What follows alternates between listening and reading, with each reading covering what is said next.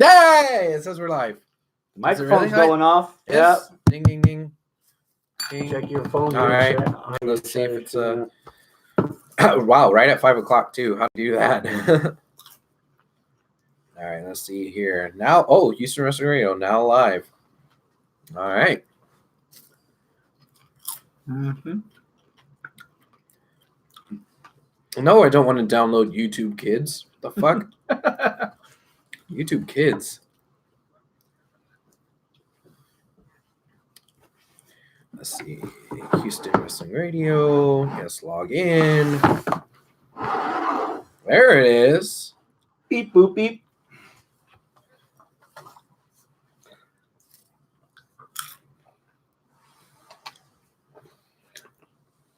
All right, let's see here. Do we have any sound?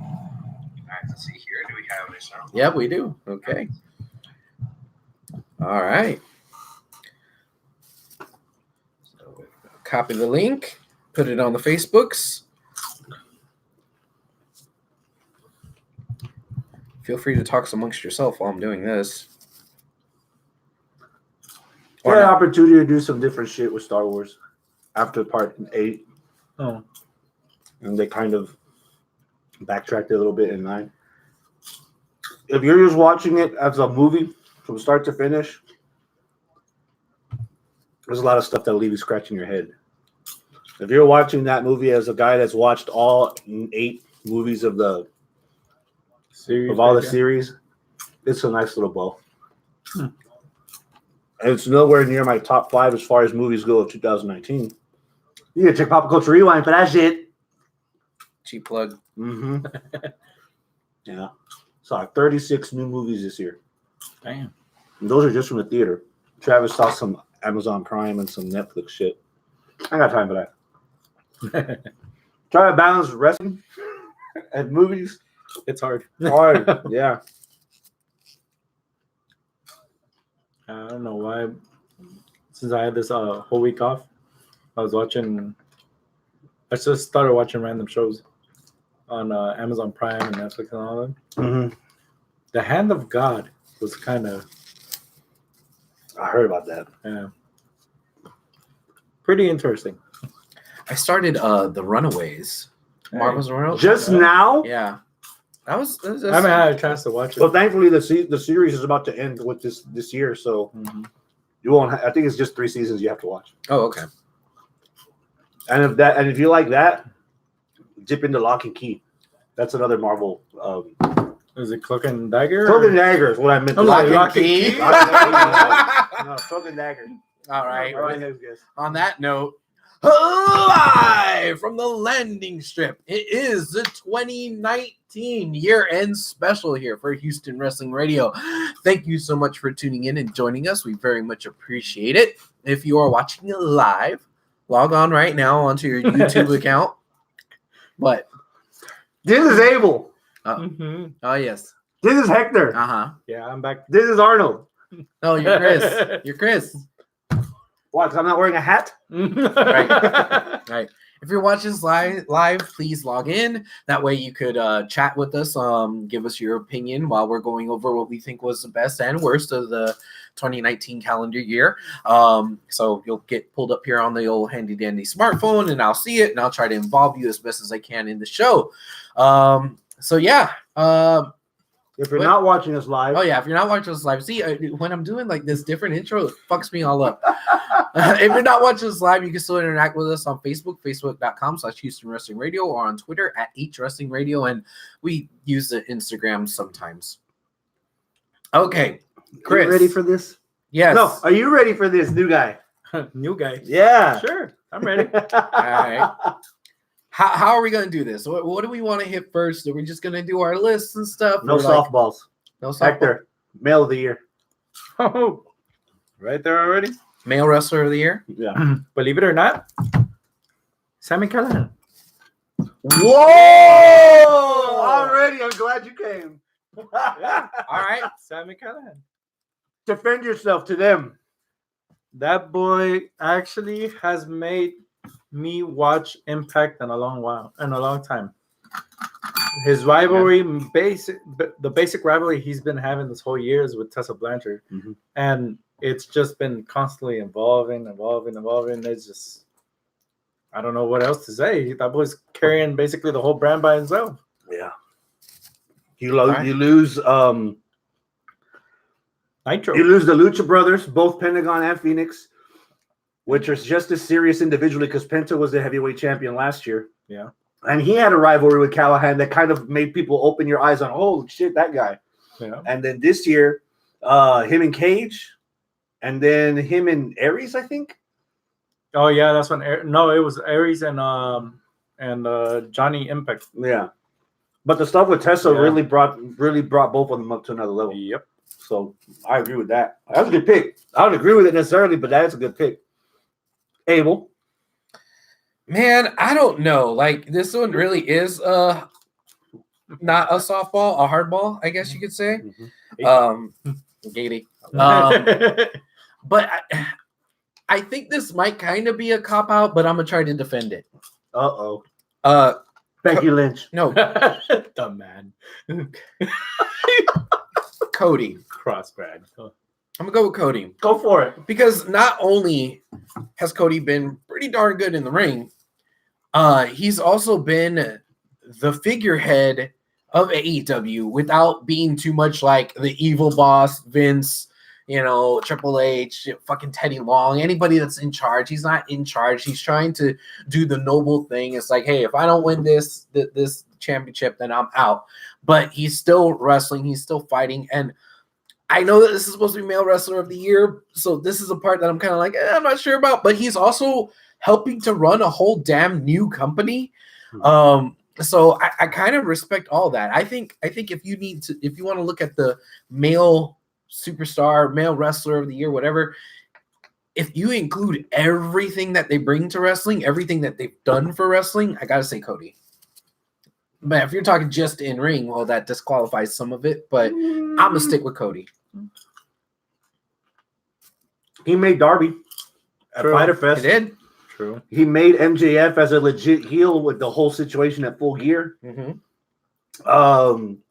Shit, him and his brother put on a fucking clinic at Double or Nothing. So I mean, it's not a hard defense. You can defend it pretty easily. I mean, I wouldn't go against it.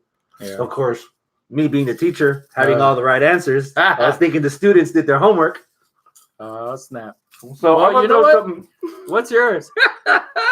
What I say, Sensei. This guy has been. I like doing these multiples because this guy has been the talk of AEW, New Japan, all right, and WWE. Oh yeah, now I know. I think I know who you mean. Jon Moxley / Dean Ambrose. Yeah. You start the year reuniting the Shield, which is your moneymaker. Even though he was killed in WWE because they knew he wasn't going anywhere, they still try to get the best out of what they had left. So they did a whole half-ass, right? Yeah. That's what it was. Like, basically with WWE, it was kind of half-assed. We already are killing it with the comments. I agree with that, but we'll get to that in a second. Yeah. Shows up in AEW de repente, and already, holy shit, you add credibility to an upstart, basically, with AEW. Then out of nowhere, you take the U.S. title in Japan with some decent matches with a nice solid rivalry with Juice Robinson, not to mention his run on the G1. His run on the G1. Actually pretty good. And like you mentioned earlier about Cody, like trying to do best for business and putting other people over, I've cared more about some of the young lions in New Japan that I've ever had because of Shooter Umino, Jon Moxley's like little protege. See a Twitter post? He got a Death Riders jacket for Christmas that Moxley gave it to him for Christmas, and he was trying to live up to his expectation. I didn't know that, dude. He posted a picture with that like in a bar. Yeah, just like him. He's like, I can't wait for you to come back for me to ride again with you. It's that's pretty badass. When you got all three companies talking, that's it, man. For me, it's Moxley. Sure. Okay, I could respect and understand that. Since you're here, Devil's Advocate. Oh, Hector. Make a defense for Will Ospreay. Oh. Well, The beginning of the He year, might not want to make a defense for Will Ospreay. Do you want to make a defense for Will Ospreay? I think I can make a somewhat of a solid defense for Will Ospreay. Okay, then go. The beginning of the year, he started entering in as a heavyweight, transitioning from a junior weight. Got to the point where he got the never open weight title. Beginning of the year. Then the incident with Takahashi happened. They needed a face for the junior division. Why might as well just pull him back. That boy went back, made the division again. Takahashi's back. He's off. He's gonna be off again, going back into the heavyweight division. Basically, that boy he came back with a whole new moveset that made you kind of pay attention to him again. Yeah, it's not more of the high flying aspect; it's more of the brutality aspect now. Right. With him. So he's adapting since now he moved into Japan already. So he's living in Japan. So now he's adapting the strong style aspect of it. Yeah. So which is pretty good. So can I make an argument for somebody that I don't wholeheartedly believe, but I think could be somebody to make an argument for? RVD and his two girlfriends, his wife and his girlfriend. Yeah, living the dream. That's what Luis says in the live chat. Luis, welcome. Thank you so much for joining us. And Joe Hernandez, what's up, man? Thank you for choosing us over the Texans Titans. Yes, both of you, because JoJo's a Tennessee kid right now. Oh yeah, he moved over there, right? Yeah. Yeah. Okay. It was just a Texans fan. Mm-hmm. Yeah. All right, but who are you thinking? Seth freaking Rollins. Ooh. All right. You want to talk about you just dirty stuff. You take some amount after just talking about Will Ospreay. You want to talk about the talk of Ospreay before Seth Rollins. What are you gonna talk about his bank accounts again? Yeah.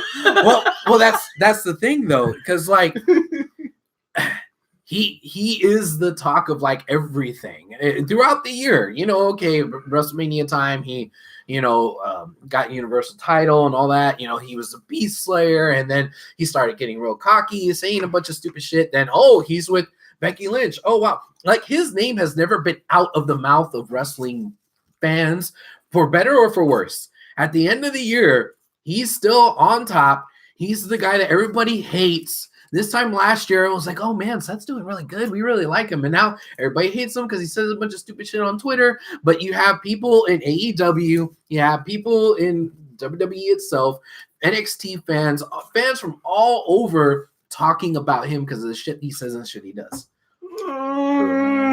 Like I said, I don't wholeheartedly believe this, but I'm making an argument. You miss Arnold, don't you? You miss Arnold, don't you? Sorry, he couldn't be here. If there's one person that's been the talk consistently, I wonder if he actually went to the Texans game. Like, that's probably why they're losing. Yeah, that probably is. I asked him and he hasn't responded, so maybe he's at the Texans game. You show up in AEW, you beat Kenny Omega, you become heavyweight champion by beating Adam Page, first ever champion in AEW. You lose your title belt that weekend, turn it into an investigation that overthrows Twitter. And they wind up finding the belt later on. Misplaced. What misplaced? Yeah. A little bit of the bubbly. Bubbly. Le lexicon de les champions. Everything. The last, not to foreshadow for a future episode. This whole fucking decade, the list, Jericho. The scarf, the light up jacket, the Festival of Friendship, New Japan, the Painmaker. Dude, it's fucking Chris Jericho's a solid contender for the rest of the year, man. Cool. Yeah. I like all of those. So I was thinking you were going to go with Adam Cole as a defense instead of Seth Rollins. That an argument could be made for him as well. Adam Cole, yeah. But just so that we're clear, in case anybody hasn't played with us here before, when it comes to the end of the year stuff, when we're doing all the different categories, we're just pretty much saying what we think. But we're not going to come to a consensus. The consensus will be at the big one at the end of the night, which is for match of the year. We'll try to come to a consensus. So I think we threw out a lot of stuff.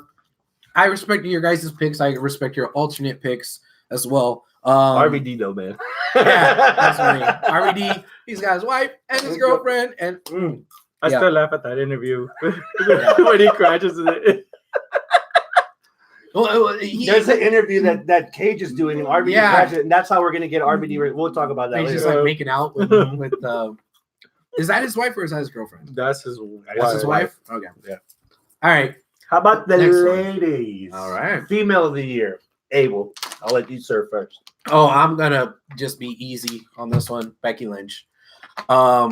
Becky Lynch this time last year was, man, I really hope they give it to her. I really want Becky versus Ronda. I really want Becky to win the title. And then what happened? She won the title at Mania. Becky 2 belts. Has been over this entire time since. When we talk about Seth Rollins, like, oh man, he's like an asshole and this and that, da, da, da, da, da. Well, part of that story was the fact that now he's with Becky and he's shoving it in her face, even though it wasn't. But somehow, even though Seth was the lightning rod for all that fucking hate, somehow Becky came out of that unscathed. And Becky is still just as over now as she was before she became Becky 2 belts.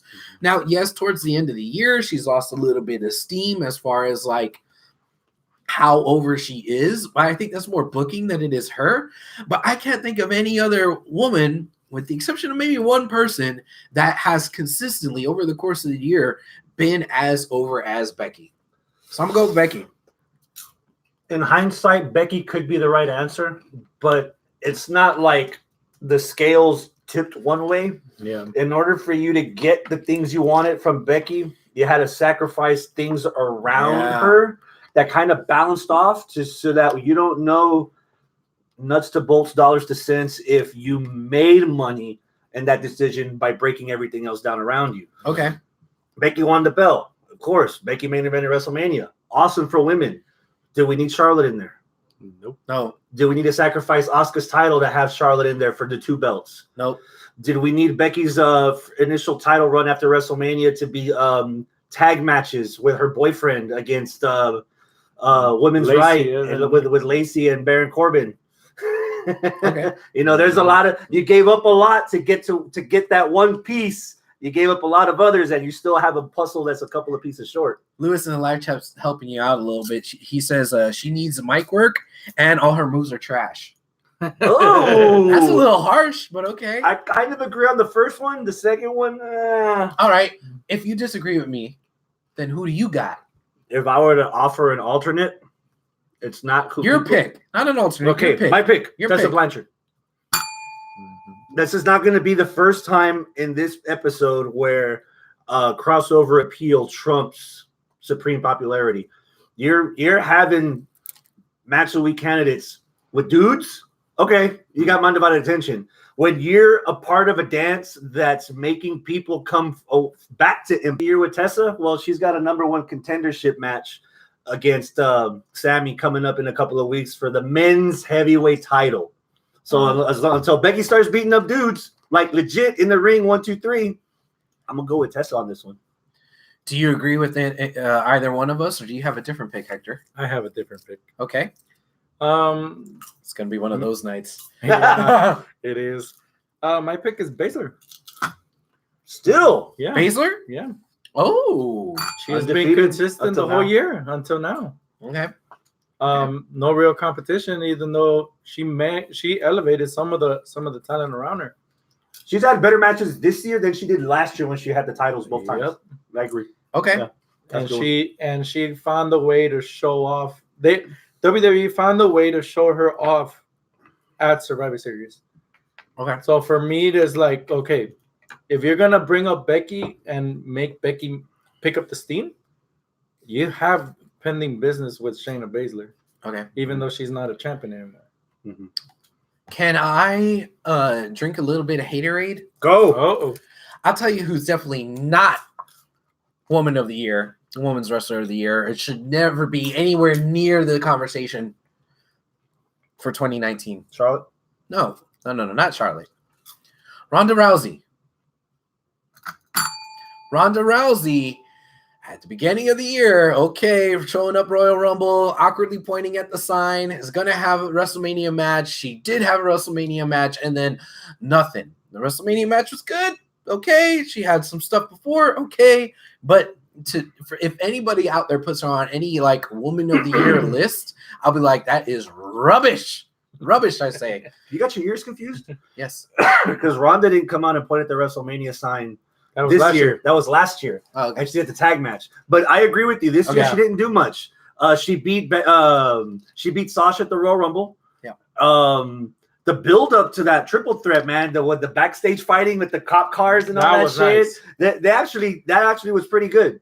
Her promos as like a tweener kind of were actually starting to come along better than they were when she was trying to just be that, oh, I'm on Total Divas, like me because I'm a geek kind of thing. But after Mania, she went home, started fucking.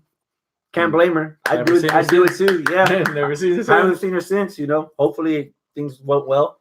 If they haven't, I wonder if she's coming back. Lewis in live chat says Charlotte. Dick. Garbage. All right. Nah, I can't. You know what? I'm gonna take 30 seconds to commentate on TLC. I saw the clip. Kyrie got concussed during the match. Yeah. Charlotte tried to hit her outside the ring with a spear. Kyrie no-sold it. She fell down like an origami house. It was horrible. And then because of that weird sell, Charlotte just straight up slapped her in the face. Yeah. From that moment, I lost all respect for Charlotte. I don't give a fuck anymore. Bye. Oh. Go over the wall with Andrade. Bye. But there's U.S. champ now. Yeah. MAGA? No. Out. Out. Wall. Damn. Wetback boyfriend and uneven titties? Nah, you gotta go. Ah. Gotta go. God. So Damn. sorry. You're on, brother. Tag team. You go first. You go first on that one. Boom. Undisputed Era. Oh. Okay. Okay. Undisputed Era. Okay. It's hard. It's hard. My pick It's too. hard to. I have a couple of runner-ups, but it's hard. The consistency, man. That unit, you swap them out because Bobby Fish has been in and out, and even with Bobby Fish in and out, and then Strong slides in like nothing, dude. And O'Reilly's there. It's fun. The chemistry there is perfect. All four of them. Yeah, It's perfect. yeah. There isn't much else I can say other than that, man. It's undisputed. I think I'm going to mispronounce this. Jeannie? Yeah, Is it Jeannie? Sure. Okay, Jeannie, welcome. Thank you for joining us. She laughed at something. I'm guessing something you said. Something racist with Mexicans, probably. Probably Yeah, that's what yeah. it was. Chingas su pinche madre. All right, so you agree with him that Yes. it's Undisputed Era. Okay. Do you? No. Yes. What's the alternative? Or what's your pick if it's the alternative? Defend yourself. Lucha Brothers. That was my first team. That was a runner-up for me. Yeah. The reason why I'm disagreeing with Undisputed Era is because I see them more as a faction and not just a tag team, because the tag team had to have been switched in and out due to injury, but consistently tag team all throughout the year, Lucha Brothers. Whether they were in Mexico against the Bucks, or if they're in AEW against the Bucks, or if they're in AEW during the tournament, or AEW doing anything else, Or AAA in their own singles runs. yeah, Or Impact. or Impact, Mhm. yeah, And they were against LAX, right? LAX. Yeah. when they're Oh taking- my god. yeah. All of that shit that they did was fucking solid gold, man.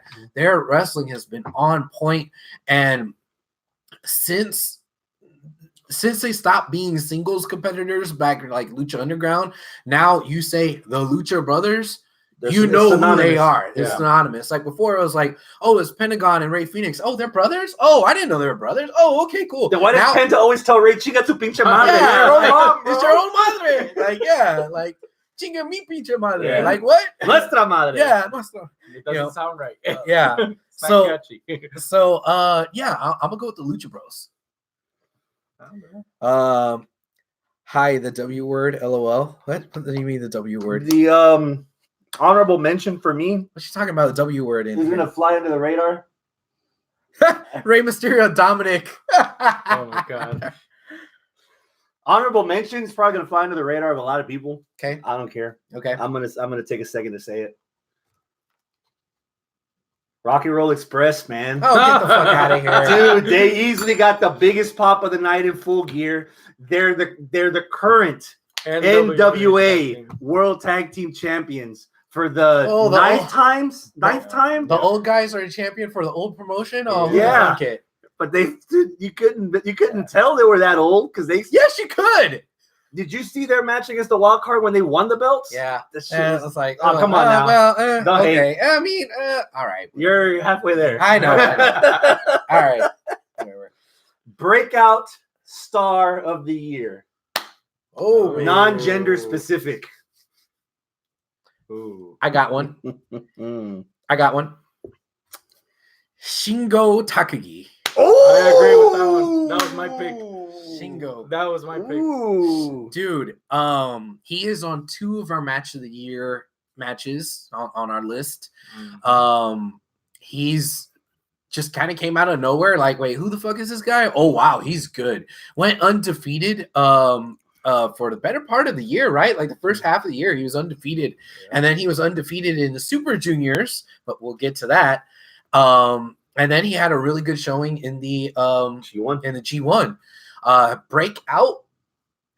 I gotta go with Shingo. I have somebody else that I could throw as like an alternate, but I'm gonna stick with Shingo. What do you guys think? Well, you said you agree, I right? agree with you. That was my Okay. pick. What do you got? I'm surprised. Why are you I surprised? mean, at Shingo, obviously, because we sat down and we saw it. And we're I enamored. think you're surprised because he usually doesn't watch New Japan. Exactly. I have to Right. feed it to him. Yeah. As much WWE product that's around, like there's like 48 hours of WWE television a day now. Mhm. I can't fathom off the top of my head anyone other than the Fiend. As Breakout? The Fiend, not Bray Wyatt. Dude, that's completely out there, man. You might not like the red lighting of the matches, but the That's kinda weak, story, bro, but okay. The story is there. the The story's story there. is. I could understand that. Okay. There's a lot, man. There's a lot of them. Rhea Ripley. For me, my runner-up was Darby Allin. I was just about to say Oh, Darby okay. Allin. Darby Allin. Yeah. Jojo says Luchasaurus. And Gorilla GOT, Gorillas of Destiny. I wouldn't say they were breakouts. No, No. they're not breakout. But I have another one. Keith Lee. Mhm. Keith Lee has had a hell of a year. Lit it up in NXT, and now towards the end of the year, he's got a little bit more prominence as well. Even though it's still it's not like he's challenging for championships and stuff yet, but like he's had a really really good showing. So yeah, Keith Lee. You didn't like the first one. You're not gonna like this alternate either. Okay. Your 468th time 24/7 champion. R-Truth. God. As a breakout, You forget about him after a while. Shit. he's been established. It isn't a breakout. Some of these people have been established that we just don't know. Yeah, okay, whatever. Oh, he was saying Gorilla of Destiny for tag team. Oh, got sorry. you. Yeah. Oh my God, moment of the year. Okay, let me ask you a question. Do we have an oh my God moment and a surprise moment, or is that like It's the same together? thing. So we don't have a different category for Mm-mm. that. Okay. CM Punk is back, quote unquote, air quotes. He's back with WWE. Oh wait, it's Fox. Yeah, but when that news hit, there was an awful lot of people losing their fucking shit. Oh my God, CM Punk, he's gonna show up at WWE programming. It took a day or two for people to realize he's under contract with Fox, not with Yes. WWE, and he's probably just gonna do this. And people were still like, "No, man, he's back!" And like, we still have people in the live chat right now earlier that said, "Oh, Punk's winning the Rumble." Like.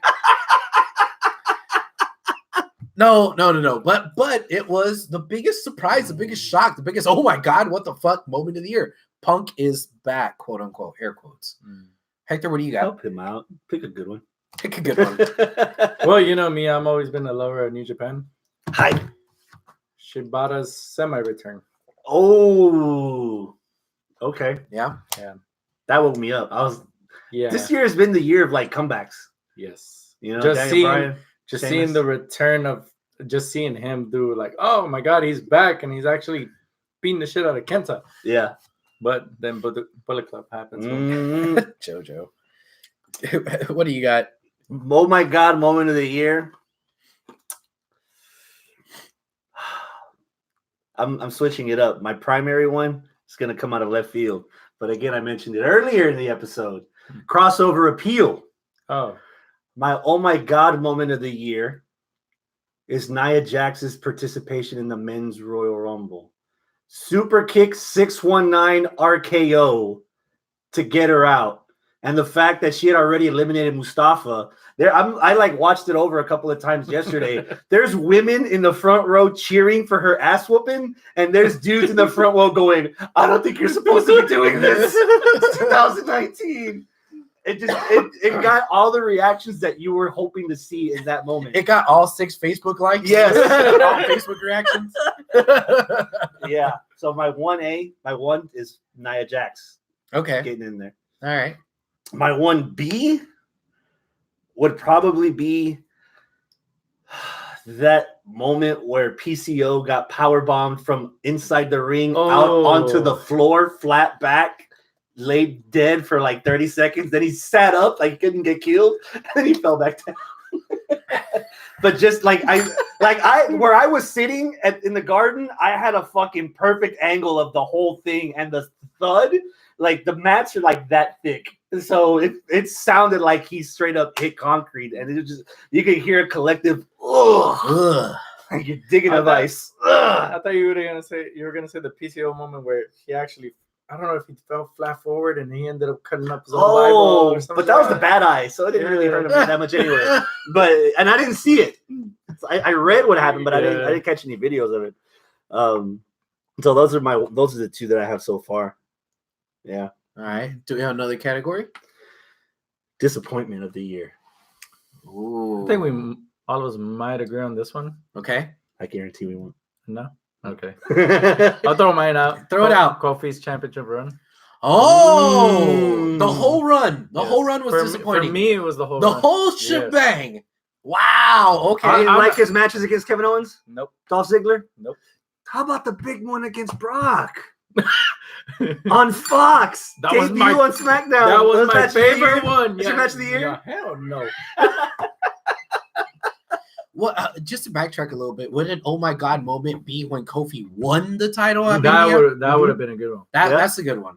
Okay. Okay, but disappointment was the whole run after. Yes, the whole run after. Okay. I felt they could have booked them better.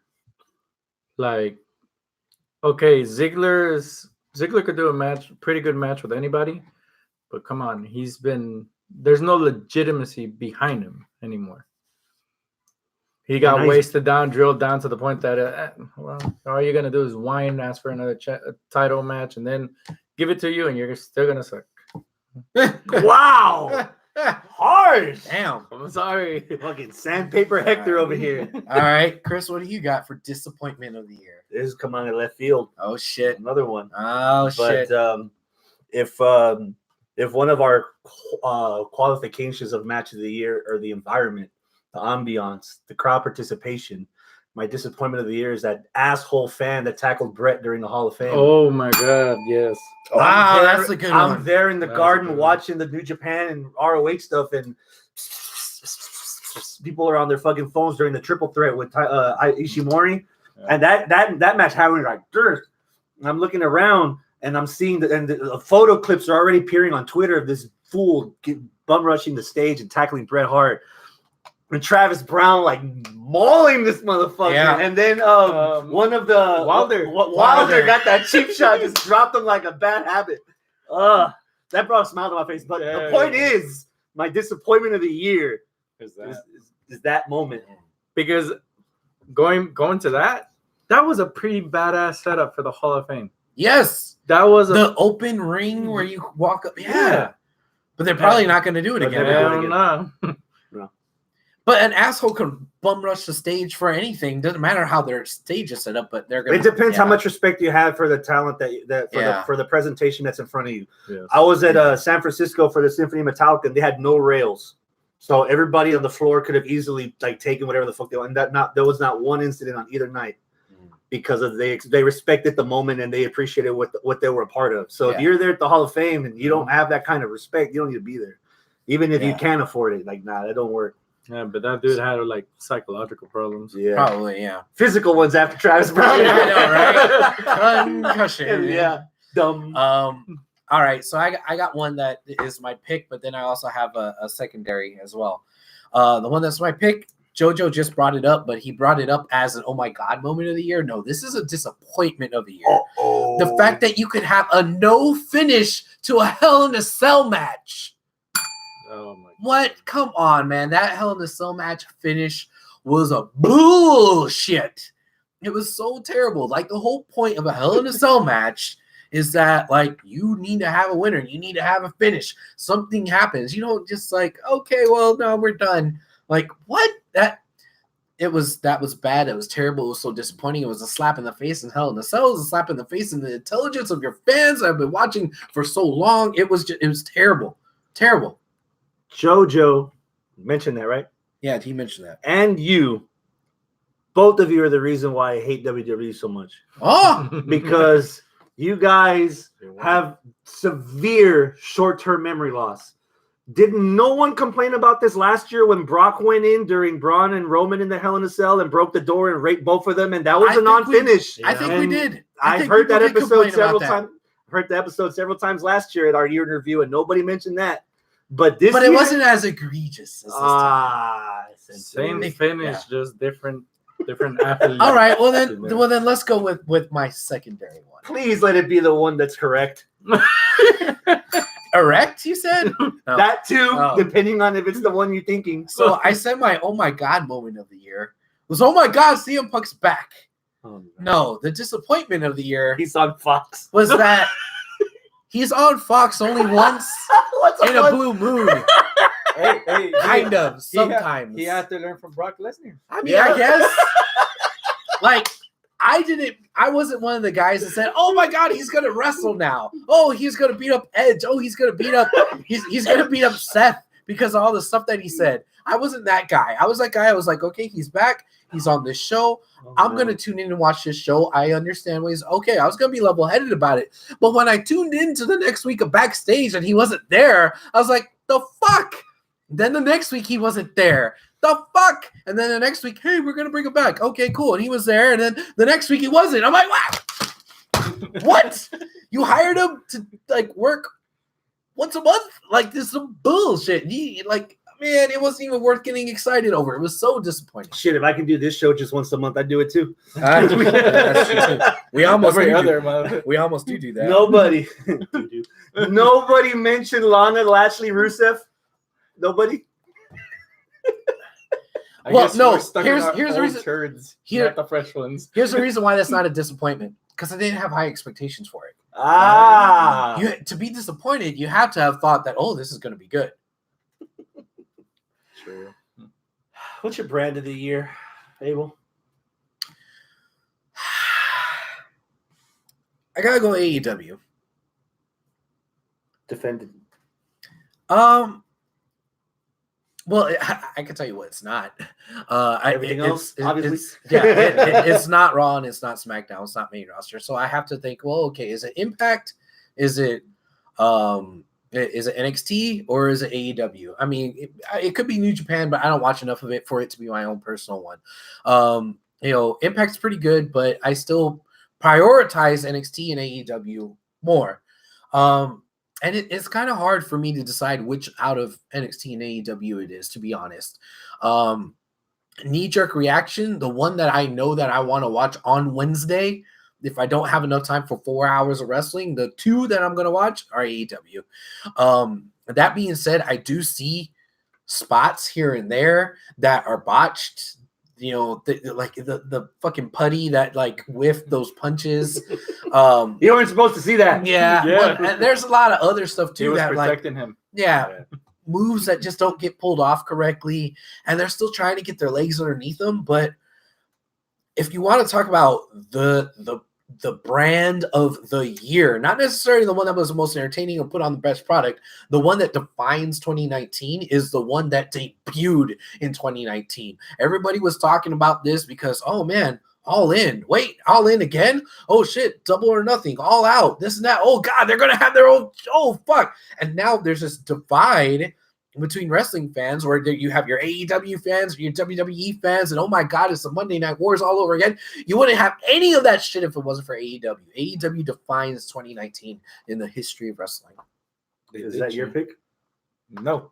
Go for it. Actually, AEW was my runner-up. Was. What? Well, is actually. Okay. The pick that I got, I don't see a lot of it, but I give it respect.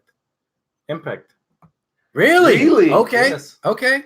Impact has picked up it kind of figured out what Lucha Underground was doing real good and took all the good aspects of it and made it theirs. Yeah. Because Explain. They're doing a lot of quirky, over-the-top shit. everything has its phases. Yep. Rosemary and Sue Young still happened at the beginning of the year, right? The end of that. It's still going that on. Yeah. weird ultra reality shit. Yeah. So that was basically Impact continuing the run, even if, let's say, Broken Matt was there. Mhm. That was there. Okay, we're gonna supply you with this since Broken Matt's gone. With and making you get used to it, because now people are actually like, oh man, I can't wait till Tessa fights Sammy again. And then going back to the comedy part, you yourselves talked about it last week. Yeah. Or last show actually. The Throwback throwdown. Yeah, throwback throwdown. Mhm. It was entertaining. It caught your attention from the beginning, and it brought in kind of like what other people know from other companies, especially the Rhino aspect of I'm taking my character with me. I'm going to another promotion. This is the other promotion. Yeah. So Impact has basically maintained and surpassed what the other brands are still trying to do in somewhat proper ways. And Impact is just doing it. Fuck it. I'll tell you what Impact did. Impact exceeded the expectations of what everybody thought they were going to be. Already that Impact was on the come up after last year. Yeah. Mm-hmm. And it exceeded its own expectations in a way that is kind of organic and not forced, because there's a whole lot of, we lost. Well, fuck. You know, like they just don't give a fuck anymore. I've said this, and I don't know if this is a category. If this isn't a category, I'm throwing this out there. The best commentary team is the Impact commentary team. Those two are good, but because Josh and Don. Yeah, Don Callis and Josh Matthews. Yeah, like, and it's mostly because they don't give a fuck. They just say whatever they want, and they're not like being forced to like, oh man, we got to be the best. Like they've already hit rock bottom, so it can't get any worse. It can't get any worse. So it's like, all right, whatever. We're just gonna say whatever the fuck comes to our brains, and they're making it work, man. Like, yeah. All right. What about you? Do you agree with Impact or AEW? That's a solid case for Impact. I mean, I haven't seen it is a solid case. I haven't seen a heel Rob Van Dam since the Monday Night Wars in the 90s when RVD was leaving ECW and Lawler brought RVD in on Raw. That I've ever seen an RVD heel. And even then, he's the kind of heel that you wish you were. Yeah. They made Moose a legitimate dick, but it's one that you can get behind. Cage, solid character. They must have did something to get Aries pissed off, you know, for him to quit. You know. Some of the girls there are really coming up. Kira Hogan, Jordan Grace. Whew. Oh yeah. My pick's AW, bro. We start All In was the beta. Right. Double or Nothing sells out in 5 minutes. Mm-hmm. You have a triple threat. You have a triple main event of Jericho versus Omega, Young Bucks against Lucha Bros, and Cody versus Dustin, where the competition says this is legit. This is a threat, to the point that they move NXT to USA Network 2 weeks ahead of time, which was never planned, because they need counter programming to what AEW is putting out.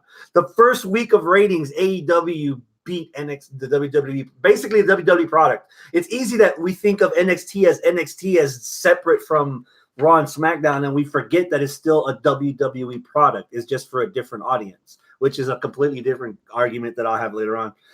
And it's like WWE's reacting to the things that AEW is doing, which if AEW didn't exist, there wouldn't be this whole. We'd still have 1 hour NXT episodes every week on the network, instead of what's going on now. WWE wasn't reacting to TNA this way No. when TNA was coming up in 2005, 06, 07. Yeah. Like AEW was really forcing WWE's hand. Yeah. And just when you think the issue with the ticket sales, like they counter off some of the sections for the cameras or whatever, which is the same thing WWE does. There's been weeks that AEW's Dynamite has sold more tickets than the WWE's Monday Night Raw or Friday Night SmackDown. And just when you think the attendance is going to become an issue, they sell out their next pay-per-view in Chicago in like 20 minutes. The whole thing, the whole arena. They didn't section off shit. They sold the whole thing out in 20 minutes. Yeah. So, I mean, it's hands down right now, the company that's making noise that people are listening to, it's AEW. And even for them to change the business. Mm-hmm. Yeah. When it comes down to signing wrestlers long-term contracts because they're afraid of jumping ship. Mm-hmm. Jericho, you thank me because I made you more money. Yeah. Everybody Orton was teasing he was going to go to AEW, and he got bank in his new contract, So it's happening everywhere, man. Hector, your event of the year. You really have to ask me that? Yeah. Yes. G1 Climax. So The whole damn tournament. The whole 5 years of it. Believe it or not, it's still entertaining 5 years. Okay. We have one of our match of the years. We could have had at least 5 match of the years from G1 if we watched it as religiously as you did. That's one of your primary. So you watched every day that day, if not the next day. So you knew you were the pulse of that. So I can't argue that. I wish I had more time in my life to fit in all that fucking wrestling. It's a lot, man. I have no idea how I do it, but I do it. I'm still married. How did this compare to other G1s? The stories. There was some intriguing stories this year. The fact of, let's say, for example, the Tiger Key versus Naito match. The history behind that of both of them trying out for New Japan. Only Naito made it. Tiger Key has to go find a different promotion, goes to Dragon Gate, becomes a champion there, becomes a face there. They need somebody to replace Hiromu, so bring in Tiger Key. Other aspects, you also have just the pure fighting. When we saw the lineup for the G1, weren't you excited of seeing Moxley versus Ishii? Moxley versus everybody. Yes. Yeah. And most of Kenta's stuff too against everybody. Seeing him come back, shit. Breakout of the year that I forgot. Fucking Lance Archer. That G1 made Lance Archer. Yeah. To the point where when Moxley had to drop his title because of the hurricane, the typhoon, he couldn't make it. So they had a number one. They had a title match for the vacant title, and he got it. And now we're getting a death match. If it weren't for that G1 tournament, I don't think Archer would be anywhere near any kind of title in New Japan right now. Yeah. So that's the thing that I like about the G1. The G1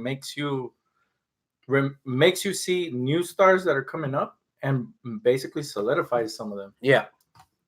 So that's the promotion that's the event that I see. Okay, that's the one to see. Cool. Chris, what about you? Your event of the year. There's one event this year that has 2 match of the years on it. Still or nothing. AEW. Yeah. If it was a 1-day event, that was all. If I had the time, I might have said the G1. There's some matches here and there that I didn't get to spoon feed you because I was But as an event, a 1-night event, it's I agree with you, Chris. That's my pick as well. But please make an argument for it. Convince Hector. Convince me. The triple main events seal it. It's kind of hard to make an argument against those. I don't think there's a better triple main event in any event the WWE's had. At least main roster. You can debate some takeovers, i.e. Takeover New York. Yes. Pete Dunne against Walter.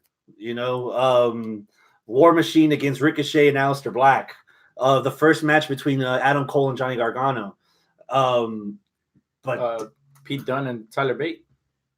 That was one of the takeover matches that stole the show that day. That was last year. Yeah. Well, that's what going back to the takeover thing. Yeah.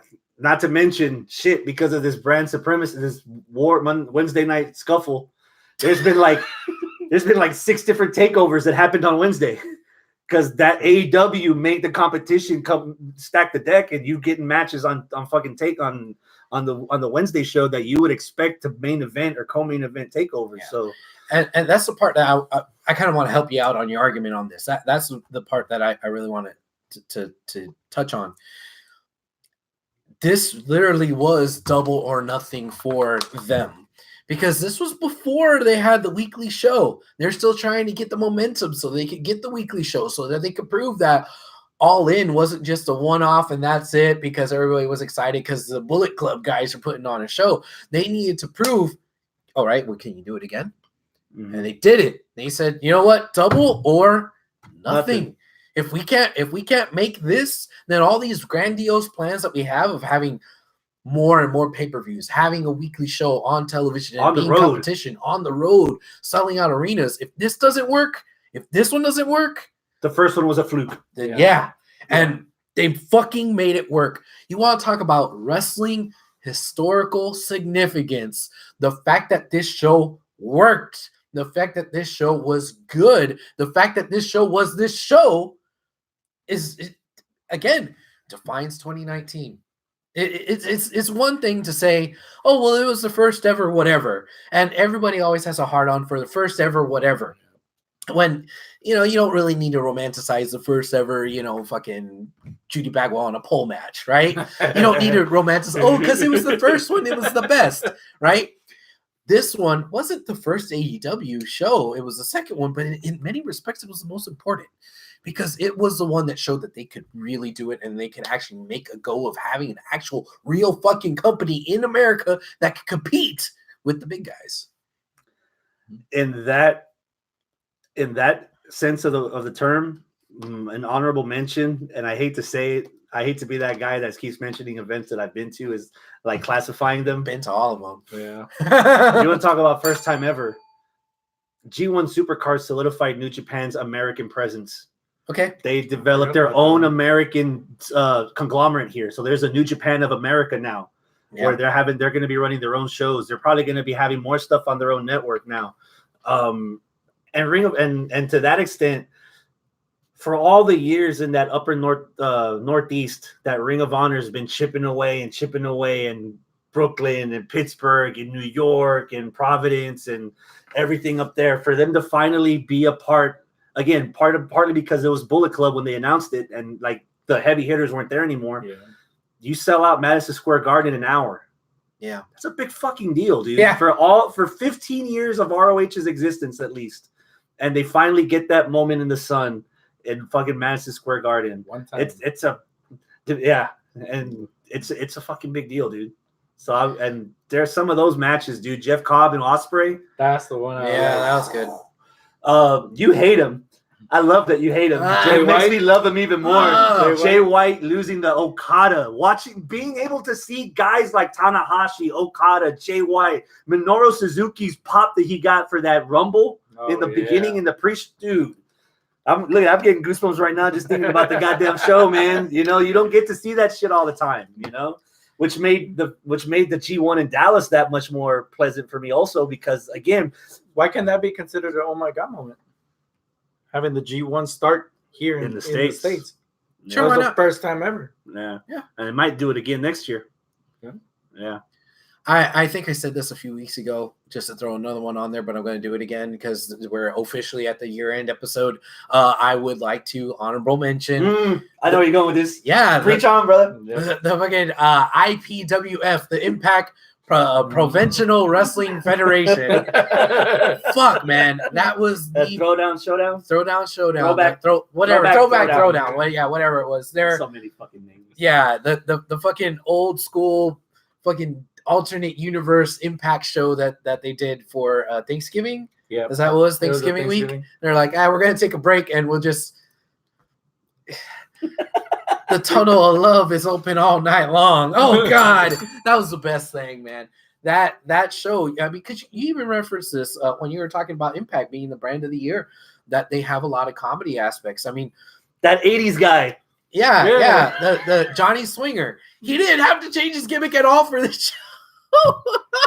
I saw a clip of him and Joey Ryan going to wrestle this court. And it was, I think the judge was Tommy Dreamer.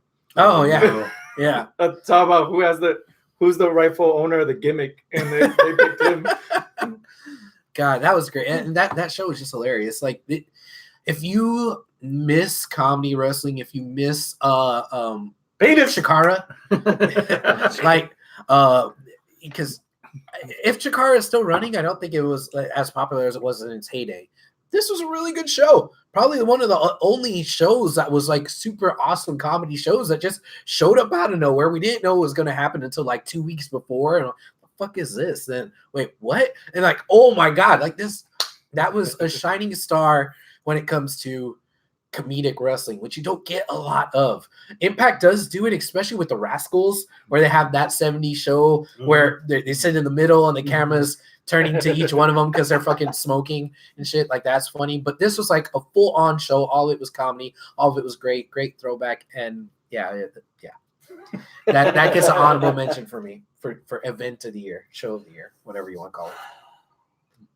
You ready to do match of the year?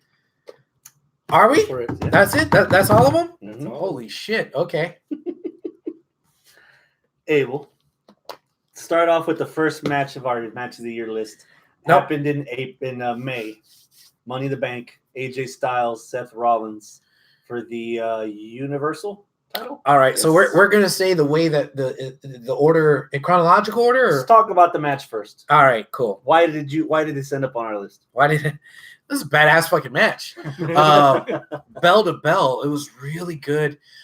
There was a lot of ROH style type of wrestling that was going on, old school, that hybrid, not lucha, not strong style, but like this American hybrid style that AJ Styles was known for in the X division, that we never really got to see out of Seth, even though we all knew Seth could wrestle this style, because when he was still Tyler Black, he did it for a cup of coffee, but then he went to FCW, then became NXT, and then was in WWE main roster, and you see flashes of it here and there. And as much as everybody hates Seth Rollins right now, at that time of the year, people didn't hate Seth Rollins yet. And people were still like, yeah, Seth is one of these guys that's one of our indie guys that isn't an indie guy who happens to be in WWE. So if you get an indie guy like Seth, they could have a badass fucking match. And they did. They had a badass fucking match. And a lot of it was, yes, the stuff that they did, the different finishers that they do and the signature moves that they do that you don't always see in every match from both of them. But it was also a lot of the stuff that they didn't do, that they teased that they were going to do, like the Styles clash on the apron. It didn't happen, but when it was fixing to happen, I was like, stuff off of the top rope. Like, I think they also tried to do a Styles clash off of the top rope. Am I correct? Yes. Yeah. Like just different stuff that they teased you with, but then they gave you other stuff. So between the bells, the match was really, really good. What say you? It reminded me of, again, the Indies. Hell, But Hydra. it kind of reminded me of finally seeing Tyler Black versus AJ Styles. Okay. And that's AJ Styles of the X Division back in TNA. Yeah. The WWE basically gave me the indie match that I wanted in that match. Other than that, it was simply entertaining. Yeah. The thing that stood out to me the most then, and it stood out again on this viewing, there's one thing that it has very little of, and that's rest holds. These guys are bouncing. They're not pinball. They're both pinballs bouncing off of each other instead of looking for bumpers to bounce off of. Those two were just back and forth, counter after counter. Then because we watch so much wrestling, there was a moment where Seth did like the Insagiti kick, And so AJ's also like, I'm waiting, like, oh, here comes the Pele, and instead like ducked it and tried to curb stuff. I was like, oh shit! Just when you think you've seen everything, they kind of like shook it up on us and gave us a different style of what to look forward to. Yeah, and I was that match like I didn't know how to rank it because it was our first match because it was different because it was different in the sense that 1,000 hours of WWE programming a month. You don't see that. right. So the fact that we're not conditioned to watching that style in that environment, it messes with you for a bit. And it's hard for you to wrap your head around what you just saw and let alone take it all in. Yeah. I'm still trying to figure out where it's going because it's hard to take all in, you know? Yeah. Cody versus Dustin. Old school match. It reminded me of one of those old school NWA kind of like WCW kind of feuds. Just seeing the story play out of brother versus brother, arrogance versus Dustin being mostly humble, and the evolution of Dustin going to that point was one of those old school type matches where certain people say, I wish I could go back and watch one of those Dusty matches. That was basically it. And what's really cool about it, because we talk about the old school a lot with it, and I think I even said this when we were first nominating this, it was old school style match, but with some modern veneer paint job on it. You know, it was kind of like Cuphead. You know, like Cuphead was this 1920s style, but it's still something you play on the Xbox. And it's hard as fuck. It's hard, but it was still a good game because it still had the map and the save features and this and that. It still has like all the modern game features, right? So this match still had modern wrestling features where wrestlers never left their feet back then. So yeah, when you talk about old school, it's just a story and they were bloody and they hit each other and they told the story, which it had, but you still had badass little vertical suplex backbreaker, you know, doing the twisty thing, you know, your crossroads and disaster kicks. And, you know, it wasn't overly flippy dippy, but it still had enough to where I didn't feel like I was watching Vern Gagne versus Cheese Gagne. I don't know, you know, like you tried, but you missed the landing. Yeah, I did. But it didn't feel like it was like, oh man, a body slam. That's the most innovative thing we've seen throughout this match, right? Try Vern Gagne versus Billy Robinson. There you go. Yes. Yeah, there you go. Yeah. So it had both. It had that feeling.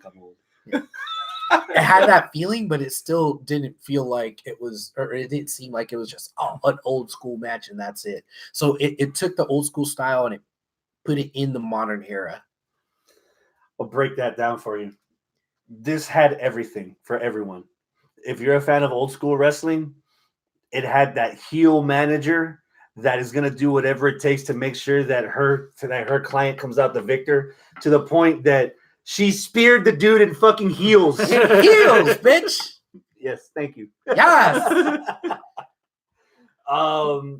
For casual people that just like drama, who is not going to feel for fucking two kids two brothers from different mothers that are fighting ultimately for the respect of their fallen dad that's no longer with us? You know, them going back and forth. If you're a fan of the Attitude Era, dude, their like poses going back and forth, throwing out all the old stuff to remind you this is why they're popular. This is why they're one match of a triple main event of one of the biggest pay-per-views of the year. You know, if you're looking for something new, man, for all the hits in Vegas, you know, Dustin Rhodes pulled out some shit that I didn't expect to see him have. Yeah. You know, he gets color halfway through the match, and you're thinking this match isn't going to end well. You know, and the commentators keep mentioning after every 5 minutes, this motherfucker, he's still bleeding. He's gonna do a superplex. You know how much is gonna fuck him up because he's already lightheaded and now he's going up there. And just so many details, you know, for all the flaws in the commentary then was not as established as the commentary now. So Jim Ross and Excalibur still fleeing each other out, and I wasn't a big fan of Marquez or whatever that guy's name was. But in this match, he was adding info when you needed it, and when you didn't need him, he laid out. Yeah. And dude, that end, man, when he dropped dude covered in blood, still bleeding. Finally hit him with that second crossroads, 1, 2, 3. And then Cody, he just like he had his head down. He's not celebrating. He walks out of the ring because that's not. He wanted to He wanted to beat him.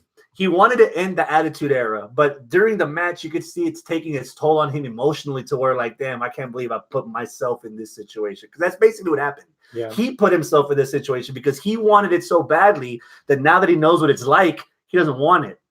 To the point that he goes back into the ring post-match, asks his brother for his help as a partner for a tag match at the next show, referencing an old promo that Dustin's dad cut to Dustin 25 years ago, 30 years ago. Yeah. And now his baby brother is cutting the same promo. Before he even hits the punchline, Dustin's already crying because he already knows. Yeah. He knows the familiarity of what he's hearing. And dude, there's women in the stage. I said this, and I still admit it to this day, man. I cried like a little girl. Scott next to me was laughing at me because I was crying like a little girl. And then I turned his head and his beard to the ring, and then he starts getting a little mushy. I was like, "Pendejo, I told you." You got you on the heels. There's so many matches that make you laugh or that make you like jump out of excitement or make you cheer when the guy that you want to win wins. But I can count maybe in one hand how many times I've watched a wrestling match that made me actually cry, that gave me sympathy for people, even people that you're not supposed to sympathize for when that first bell rang. Yeah. And that's this one. So you can see how high I'm hanging. There was how high so I'm much on the feeling, list. so much feeling in the match, but also in the post-match shenanigans. You know? Can't have one without the other. How did Young Bucks and Lucha Bros from the same show, Abel, end up on this list? Well, it ended up on this list because we broke our own rule where we've broken it once before. But we deemed it fit in 2019 to break this rule because we couldn't at the time make a consensus as to which one of these two matches from this 1 week would be our match of the week and would thus get voted on to be a match of the year candidate. Because both of these matches were complete polar opposites of each other. They were excellent for different reasons. So when we talk about the Young Bucks versus the Lucha Brothers, this match was a spectacle. Holy shit. It was a spectacle of just the stuff that was going on in the ring. I said this about the Cody and Dustin match where, you know, it was old school style, but they didn't not leave their feet. They left their feet every now and again, but I'm not like oohing and ahhing over the match because of the flippy dippies that they did. No, the oohing and ahhing of the flippy dippies happened in this fucking tag team match. The stuff that they did in this match surpassed the high bar that I already have for both the Bucks and the Lucha Brothers. They did so much crazy and wild shit that I can't even really describe it. That was on first viewing. So you asked me, why did we put it back then? Because back then we couldn't decide, but we both felt that that both those matches deserved to be in. On second viewing, I picked up more stuff that I didn't catch the first go around that the Bucks were doing, which is they were paying homage to all of their past rivals. I didn't pick that up the first time. I don't know why, but I thought that was really cool and very significant for the fact that this again was double or nothing. If they weren't going to have a show, if they weren't going to be successful, at least that's the time where you could shout out all these other people to say, hey, thank you for getting me to where I'm at. Maybe if we're successful, the door's open for you to come in. Bucks, Steen, Generico, come on in, man, if you can. It was like a message. Not only Machine Guns. Yes. Yeah, Bucks. Machine Guns. Sorry. Yeah, Machine Guns. It was a message to them, not only saying that, hey, we're here, but also we're here and we know you guys are there. We know you're all around and we're paying our respect to you, but we also want you here if we succeed. And they fucking succeeded, man.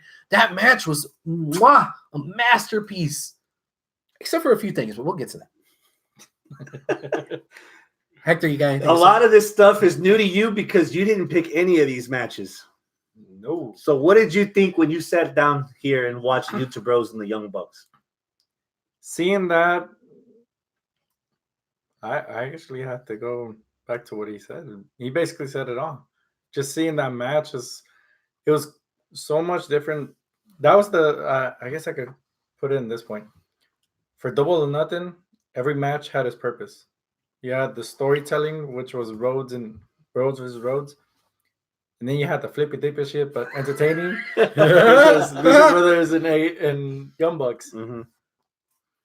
What else can you say on that? Oh man.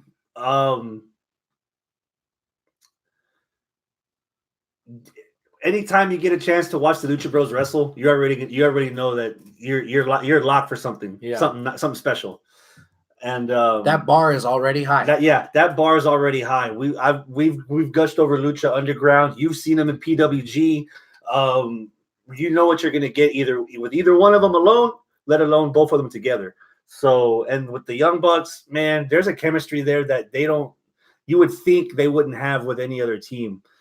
Fucking Nick Jackson, man. This match, once it got into sixth gear, it didn't slow. Nope. It just kept going. The car crashes kept coming. The spots, the counters, the high spots, the tributes, the Cero Miedo chants, everything. Like the match kept going. It kept going. Until the Lucha fell to the Meltzer driver. By then, it was like, fuck. Arnold said it best when he talked about the match. Today, I needed a cigar after that. I was flustered, man. I was sweating. That was the first match where as soon as out of all these matches, because we watched them in different order, but this was probably the fourth match in our order that we saw them in. And as soon as the bell rang, I dropped all my shit and I leaned into the TV. I was like, all right, give it to me. Y me lo dio. It's fucking good. And after that's when you needed the cigar? Yeah. I need to get a real mouthful. Since you're here, Hector, New Japan. Tell us about Will Ospreay against Shingo Takagi. Oh, man. Finals of the Super Juniors. So, seeing that match, the story behind it, of course, for me is New Japan has the thing about if you don't see it, they'll catch you up with the commentary. Yes. But there is a story. There's a story within the wrestlers showing you within the match. Takagi going in undefeated. Ospreay trying to solidify himself back as a junior for that portion. It was just magic between them two. Takagi is showing you a little bit of the strong style, taking it out of Will Ospreay because Ospreay ended up showing you what strong style he has. And then just unexpected flips. Like some aspects of UFC, Ospreay trying out different moves on the turnbuckles. Takagi doing a freaking tope on top, landing on the rail. Oh, that was awful. And that was early in the match, too. And he had to walk it off. Yep. He did. Back to work. And then you would appreciate this. All the freaking forearm blows. Giving. Yes. Yeah. It was a junior heavyweight match with people that were hitting each other like they were heavyweights. Yes. But still doing the fucking high flying flippy dippy shit. It was nice. Good mixture. Yes. And this one kind of foreshadowed what you were going to see from Takagi in the next match of the year, kind of. So, Chris, what do you got to say about it? June 2019, I didn't know what a Takagi was because I'm spoon feeding these guys. So I have to watch stuff first. So I don't have the freedom of watching all these events, all these 6-man tags, 8-man tags. Our Wrestle Kingdom breakdown is going to be missing a lot of matches because there are a lot of that kind of stuff.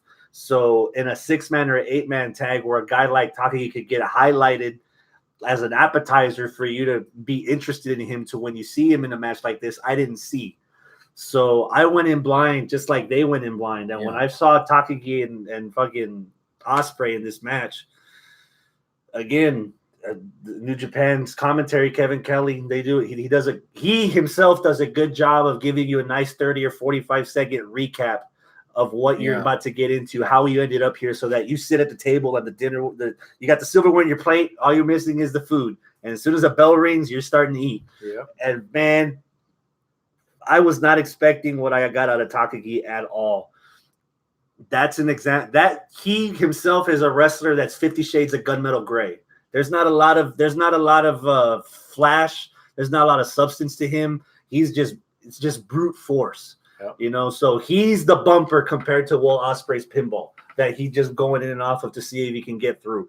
But goddamn, Takagi this year was, for me, Ishii maybe a year or 2 years ago, where you look at a guy like Ishii that it looks not in a negative way. It looks odd, but as soon as you see him work, you can't help but be enamored with him. Yeah. Like Mick Foley, you couldn't understand what the hell that was. And then as soon as you hear him cut promos, as soon as you see him selling matches, as soon as he falls off the top of cages, you can't help but cheer for him. And that was Takagi for me this year, where I was like, where the fuck has this guy been? You know, why has he been off of my radar? You know, because if I wasn't watching it, there wasn't anyone else that I knew close to me that was telling me, yo, bro, Takagi-san, you need to watch this guy. Nobody was telling me that. Yeah. You're doing that now. You're filling in for me lately, but I didn't have that before. And so when I'm watching Takagi cut down Ospreay like a damn tree, and Ospreay selling it, and Ospreay coming up, you know, it's like, shit. This felt like it belonged here, you know. So one thing I want to add about this match is that, how significant it actually was for both of these guys in this year, because sometimes you'll have an up and comer that gets made by somebody that's already established. There's not a whole lot of times where you're establishing two guys that you could probably say are up and comers at the same time, that you're elevating both of them, and it didn't matter who won or lost. Both of these guys are elevated, and it was by design. Like, sometimes that can happen because they put on a badass match when they weren't supposed to. But no, you literally gave this guy Takagi a 9-0 record to go up against this underdog who's not really an underdog. He was like 7-2 or something. But like he's that. Fought like four more 25-minute matches as opposed to Takagi. And he's had 3 matches that were longer than Takagi's longest match. I mean, it's not like they were in there with Tanahashi, like somebody that was established. These are both guys that were on the come up that are like, well, you need to get the rub from each other. Hi. And y'all need to like put on a badass show, because we're going to give you this opportunity, because this is, what is it for? The fucking Super Juniors. Like, this is a big deal, you know? And a title shot at Dominion. Exactly. Yeah. So this was a finals of a big tournament, because you know how New Japan is about tournaments, one of their bigger tournaments, and they put both of these guys there at the very end, where you have the story is this guy get built up because he's undefeated. He's a monster right now. This other guy, he's on the come up. He's coming out with a fucking katana blade because he's gonna chop him down. So slay the dragon. He's gonna slay the dragon, right? And they had a barn burner of a fucking match. So they manufactured an opportunity for a big time fight for guys that aren't big time guys yet. And they both stepped up to the plate and both hit home runs. It was wow. Wow. Encore. Yeah. How about Takagi against Tomohiro Ishii? So right now, you were talking about how Ishii or Takagi was like Ishii a few years ago, right? Mm-hmm. I think that Ishii is the next, or Takagi is the next evolution of Ishii, because Ishii is still the Stone Pitbull. He was still more grounded. You said, oh, compared to Will Ospreay is the one that's bumping off of him, right? It's not like Takagi wasn't in pinball too. He was kind of a pinball also in that Ospreay match. But when you put him in there with Ishii, he's the fucking pinball. You know, the hard hittingness of that match just went up. The hard hitting factor was really there. But again, it was like Mew versus Mewtwo. You know, the newer evolution. You know, Pitbull's evolving the dragons. Apparently. Yeah, I guess so. we throw a gold ball. It was nice. It was nice. Go ahead. Oh man, this one was the one that solidified Takagi to be my pick for breakout. Okay. Because seeing him go up to Ishii, and Ishii he's been built to be one of the strongest ones. He could take the punishment.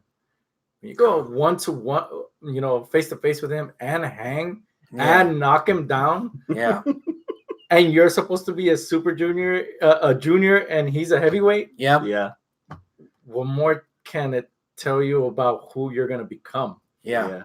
Because honestly, just like seeing the Osprey and Takagi match, I already see them in 2 years. They're gonna be Osprey. Obviously, he's gonna be in the heavyweight division next year. Mm-hmm.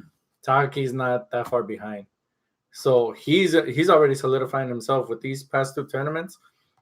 But especially this match was the one that Takagi's the guy to see because he's gonna knock the fuck out of you no matter what.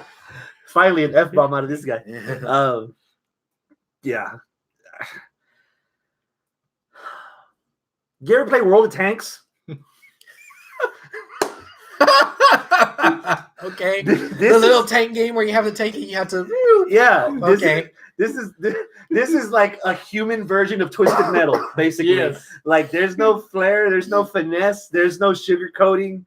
You don't put a lipstick on a pig, you just let this bacon go. Like Takagi and Ishii, man. And it says a lot about Ishii because for as much as he can take, he makes his opponents look fucking good, man. He sells a V-trigger from Omega almost as good as The Rock sells a stunner from Steve Austin. Yep. You know, he'll make guys smaller than him look like they belong in the ring with him. He makes guys that are faster than him belong like they're in the ring with him. And this almost felt like Ken and Ryu. The same battle plan, the same moveset. Forearm, flying clotheslines, headbutts. That's all you got for like 25 minutes. But god damn, the combinations of them. And then taking it and then building up that they're taking each other's oh man. Forearm after forearm after forearm. And they just got worse. I don't want to say it's a kid's story because it's obviously violent as fuck, but you didn't need all these layers. It was just this layer was all you got, but they perfected this layer so well that that's all you needed. Yeah. And it came across so good, man. And then even afterwards, there's like a bunch of pit bulls. They're still like they want more, and they're going at it. And Takagi beating Ishii knocked Ishii out, number one, but also helped his partner in LIJ, Tetsuya Naito, solidify a spot closer to actually winning the tournament. So it wasn't like it was just there for nothing. But again, the one of the reasons why the G1's your like event of the year every fucking year is because they put all these pieces together and you're like following the trail to the point when you get to the end you realize, oh my god, I can't believe we got here. And that's how they fucking got you from the beginning. Yeah, you know, every year it's that master plan, you know, and this was one of the pieces you needed, and it was fucking good, man. Back to the emphasis on Houston Wrestling Radio. Tell them about Keith Lee versus Donovan Dijakovic, round 3 on NXT television in September. Okay. Keith Lee does have a little special spot in our hearts. I don't know if the same goes for you, Hector. PWG for me, but gotcha. Okay, gotcha. Because, you know, he wrestled here at Lone Star Championship Wrestling, NWA Houston, whatever you want to call it, when we were still going and were involved in it and stuff. And, you know, it's great seeing him there. You know, of course, he went to PWG. Now he's in NXT. So that right there, the mark out factor just kind of gets pulled up. Mm-hmm. But even if I were to take out the mark out factor, the reason why people like him so much is because he does things that guys like him aren't supposed to do. And I know we've heard that a lot. We've heard that about Brian Cage. We've heard that about Bam Bam Bigelow. We've heard that sometimes about Braun. Like big guys that do things that big guys aren't supposed to do. 6'3", 320. Yeah. But But moonsaults off the second he rope. really does things guys like him aren't supposed to do. Like he surpasses anything Bam Bam Bigelow ever has done. Surpasses things Vader's ever done. He is really more agile than he should be. So he's a pretty cool guy, pretty cool cat. Even if you take away the Houston bias. But you throw him in there with Donovan Dijakovic. I keep wanting to call him Dijak. Yeah, Dijakovic, who, as Dijak in ROH, he was cool. Another big guy, whatever. But this particular series, and this is round 3 of 4, right? Yeah. And they're 1-1 and 2 ties, basically. 2 no contest or whatever. This particular match was the one Keith Lee finally won, right? I really all my adoration was for Keith Lee. It wasn't really for Dijakovic, but in this particular match, there was a lot of respect there for Dijakovic because he won, he shouldn't have won. Oh, that's bullshit. Then the other one where there was no contest, that's bullshit. But then when Keith Lee actually beat him, this is how that script was supposed to go. Yeah. This is how it is, and you know what? He made Dijakovic look like he was more of a threat than what he was in the first one where he won. Because in the first one, it was like, that's a fluke, But here it's like, okay, both of them. Yes, good job, both of them. Holy shit. So my respect level going into the match was already here for Keith Lee. For Dijakovic, it was here. After the match, my respect level for both were here,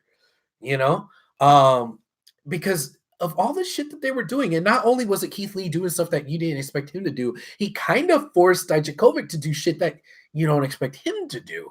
He was doing stuff off of the top rope too. He was up there, part of the Avalanche suplex, part of the Avalanche Canadian Destroyer, which I asked you to remind me to talk about this, because when we were sitting on the couch over there actually watching it, I said that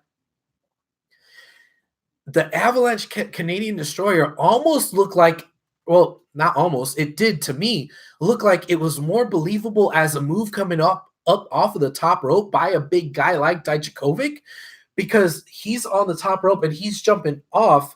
So yeah, that momentum will flip the other guy and land him on his head. When Petey Williams does it, and this is coming from a guy that loved the Canadian Destroyer, okay? Mm-hmm. When Petey Williams did it back in 2006 in TNA, he would stand there, put his head between his legs, and then you could tell the other guy was jumping with him to help him. Mm-hmm. So a lot of people shit all over that move. I liked it because it was nice and flippy dippy, but that particular way that Dijakovic and Keith Lee did it made it look like, oh fuck, that's what it made me do, because it made it look like it was believable, and it made it look like it was realistic, and it made it look like Keith Lee dead. I'm surprised he wasn't. And he wasn't dead. You've seen a lot of Keith Lee in PWG. And Dijakovic too. Where does this rank for you? Out of all the matches that I've seen them both do against each other, top 5 for sure. Because PWG, you see them doing all their movesets. Mm-hmm. It's mostly, that's what it is. But in this particular series and NXT, it's more of the storytelling. Mm-hmm. Seeing how Keith Lee sold and how Dijakovic sold, especially after that Destroyer. When Dijakovic went for the pin and then Keith Lee just picked him up. He just sat he did a sit-up with him, holding him. And baby Dijakovic was like, ah! Yes.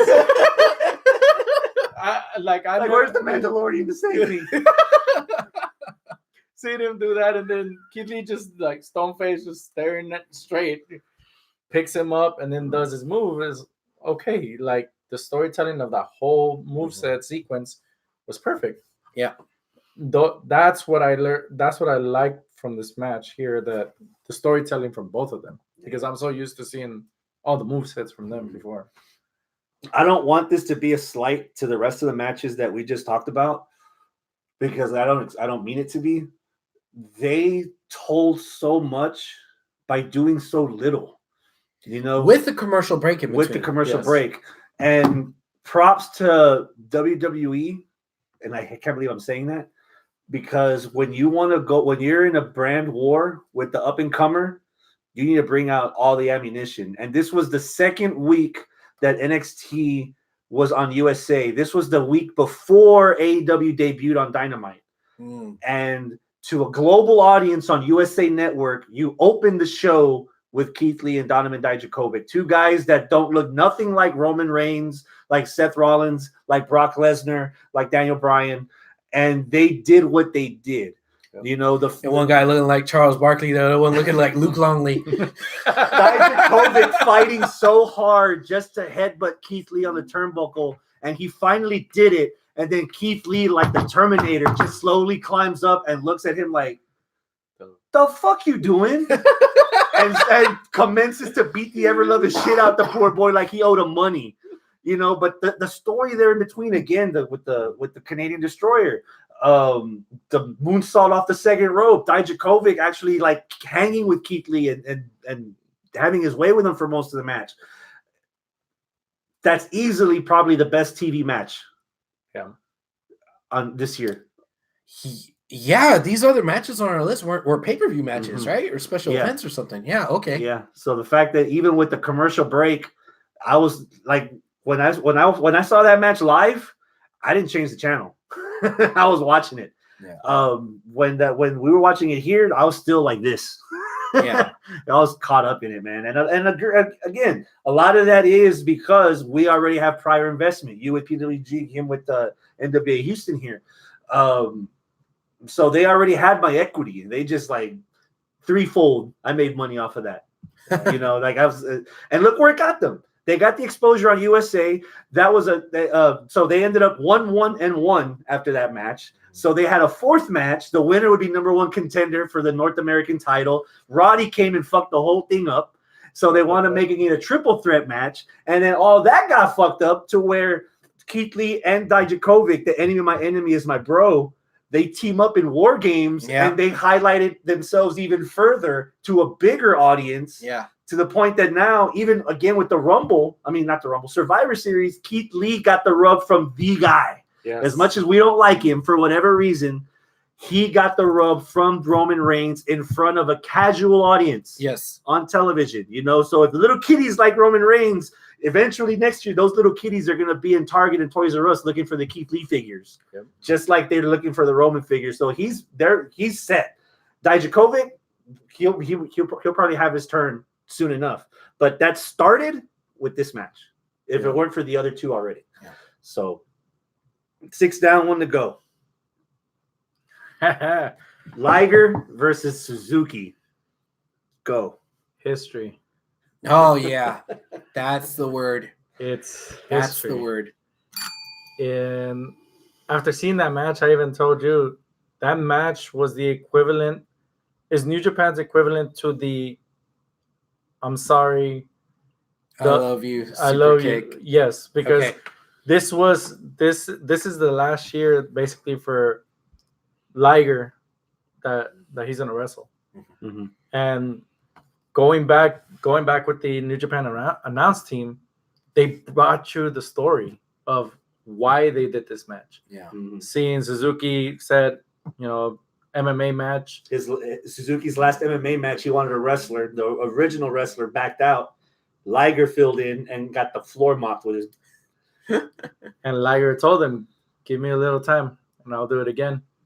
17 years later, we're gonna do it again. And Suzuki took him out again. But they played into it. Even Liger was the first one inviting, like laying on his back, inviting Suzuki. He's like, "Let me show you how it's done." And damn near got him in a knee bar for a second before Suzuki's like, "I chingado." Moved around and shit. Hold on, let's go back to wrestling. Yeah. The only flaw I think in this match was save your flaws. Okay, good. Your turn. Yeah.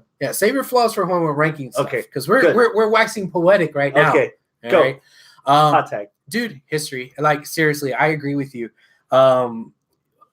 It's very rare that you have a good opportunity to retire a wrestler in the nice romantic way of having a match with somebody that you have history with, that the fans remember. So you could do it in a way that's puts a nice little bow, the end, right off into the sunset kind of thing.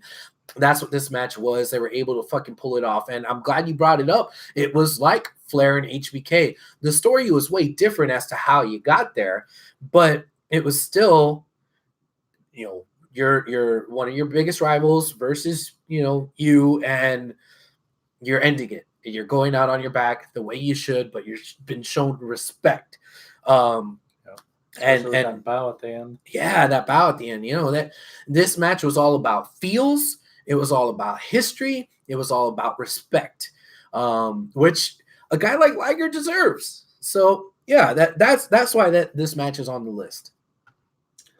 Coming from the guy that didn't really watch most of it the first time, we ended up on the list because he basically trusted me about putting this match on the list. The commentary set the table. Suzuki made damn sure that he got everything he fucking had out of Liger. He made the referee stop counting. He didn't want him to get counted out. Right. He wanted him to be pinned. And they're yelling back and forth. He's out of energy, and then Liger comes up with a little more, and then he's out. There was a spot early in the match where fucking Suzuki put him in a sleeper, and de repente he just like he's gone. Yeah. And I was like, the fuck's going on? And then like 10 seconds later, I got you, bitch.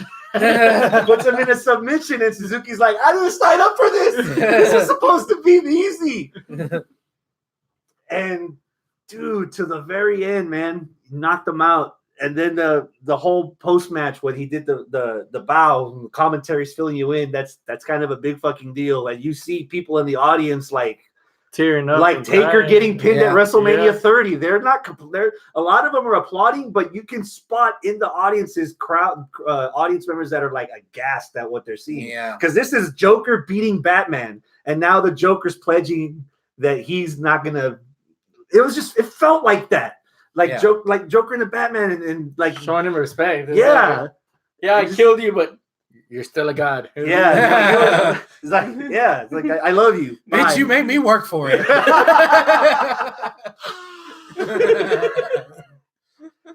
Yeah.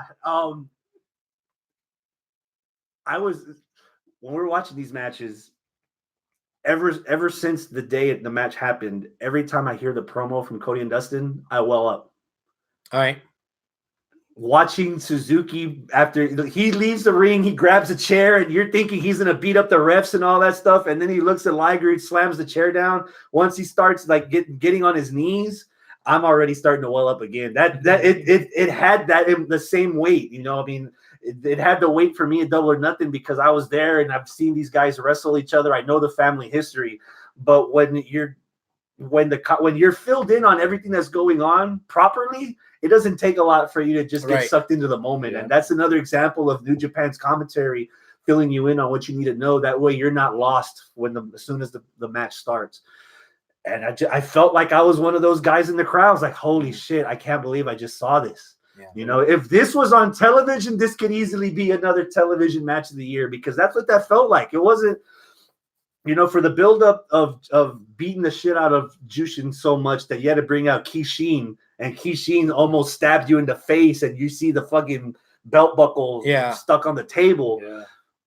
This felt like it belonged in the story, you know, and it just was told so well. Going back to that story, is the buildup was Suzuki didn't want to talk to Liger. He talked to the person under the mask. Yeah. And that was the whole aspect of that story of forget your character. Yeah. I want the real you. And that's kind of why he was trying to pull the mask off in the middle of the match. Yeah. Man, that's it. 7 matches. All right. And now that we said all these nice things about these matches, let's shit on everything. Yeah, we had to take out the fucking little wipies on the glasses and kind of, you know, scrutinize everything and point everything out so that we could rank them in order so we could get our match of the year. Now, the way that we're doing that is we each have them 1 through 7. 1 being, the best, 7 being the lowest. And we're going to do the magic of math.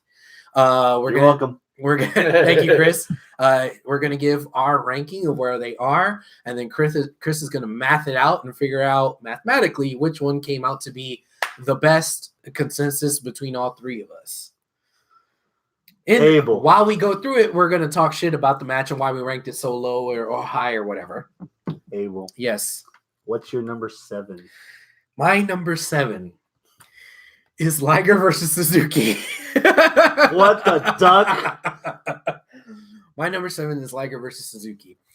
All the good stuff that we said about it is true, right? And again, when we're talking about match of the year, none of these matches are bad. So right now, when we're like talking shit about these matches, keep in mind, these matches are all good, okay? The reason why it's number 7 on my list is because if it wasn't for the fact of the story and the history and it was a retirement match, between the bells, it was kind of what happened, the moves, how they, what they did. There wasn't anything innovative. There wasn't anything, oh my God, there wasn't like, oh, that was a badass move or something. No, it was all stuff that was just, yes, significant to the story, but nothing flashy, nothing flippy, nothing dippy, nothing, like, wow. So if you were not a fan of Jushin Thunder Liger, if the history is a little bit before your time, which I'm on the border, so anybody a little bit younger than me, and I think I'm the youngest out of 3 of us, anybody a little bit younger than me that doesn't know a lot about New Japan, I don't care. I don't give a shit, And that's kind of how I felt about this. I understand and appreciate the story, but if we didn't understand and appreciate the story, I definitely would not have appreciated the match itself. What's your number 7? What's your number 7? Liger Suzuki. Whoa! All the key points were there of perfect storytelling. But again, going into the aspect of match making, it was somewhat slow compared to everything else. Yeah. For me. That was basically it for me. Okay. Wow, I can't believe we agreed on that. Okay. Chris, what's your number 7? This is the part of the show where I'm going to piss off a lot of wrestling fans. Ooh, yes. My number 7, Seth Rollins versus AJ Styles. What? Okay. Defend yourself. I mentioned earlier, it's hard to classify this match because it wasn't what I was expecting in front of the audience that it was in. But for the most part, if you couldn't tell, we all have been sick within the last month. They've been sick. They're getting me sick. Bullshit. You were sick like 2 weeks ago. No. 3 weeks ago. Something like that. Months. Whatever. Still sick. You were the first monkey. So there's matches that are boom, boom, boom wrestling. And then there's matches that have boom, boom, boom wrestling and story. So the matches that just have boom, boom, boom, this ranks the lowest. Okay. Compared to the New Japan matches, compared to basically compared to the New Japan matches and the Bucks Lucha Bros. Yeah. All those are car crashes. This one's a car crash, but compared to everything else, it's like a fender bender. Nobody died in the match. And it doesn't help that I have a completely different opinion of Seth Rollins after the shit that he's been saying. Yeah, a little bit. But here's the other part. Again, this is going to piss off Arnold, but I'm actually going to take one of Abel's critiques. Oh, shit. This match happened so at the weekend after WrestleMania, and then the next week was the draft. And if I'm not mistaken, the next week was a number 1 contenders match between whoever will get a shot at Rollins. Yeah. So we got maybe like a 2-week or a 3-week build for AJ and Seth. Yeah. And then after that, nothing. No rematch, no nothing. Seth won. This is my show now. Welcome to Raw, AJ. Capiche. So they got their consistency was, what was the thing? No more rematch for the titles. Right. Yeah. So they played it off of that. See, and it's interesting that you bring that up, because for that exact reason, that's why that match for me was my number 6. Oh, same here. Oh, really? Oh! Okay, yeah. That it was a tease. It was almost WWE alternate universe. If Vince listened to us, if Vince really wanted us to see our indie darlings have these indie matches, then this would have been a beginning of a badass feud that could have lasted all year with multiple rematches and twists and turns, a different story, this and that. But that's not what happened. This was Vince saying, throw them a fucking bone. That way they shut up. No storyline, 2 or 3 weeks build, and now that it's done, it's done. Ya cállate, güey. Yeah. You know? got yours. You Shut got up. it. All right. We gave you a little sample. Now enjoy your Roman. Yeah. It was like going to HEB, and there's the lady handing out samples of cheese. I was like, oh, that's a really good cheese. Oh, yeah, it's right over there. And you walk right over there, and they're sold the fuck out. That's what this was. Ya fat ass. Yeah. I was like, you gave me a sample of something you don't have anything left. God damn. Follow that. I took the last one. Yeah. The sample was Yeah. So how did this end up as your number 6? The lack of story, the bumper to bumper stuff. It's good to have it as an indie match, but not good for WWE's like main stories. Would this have been different if this main evented an NXT takeover? No, it would have been different if this was the beginning of something bigger. Like if this was the beginning of Macho versus Hogan. If this was the beginning of Brett versus Shawn. If this was the beginning of Seth versus AJ from here until 10 years from now. Holy shit. And this is the rivalry that defines this era. But no, it's just a throwaway match. There you Yeah, go. that's it. That's all you get. We want to build them up for the Fiend. Yeah. And look how that worked out. Chris, what's your number 6? Liger and Suzuki.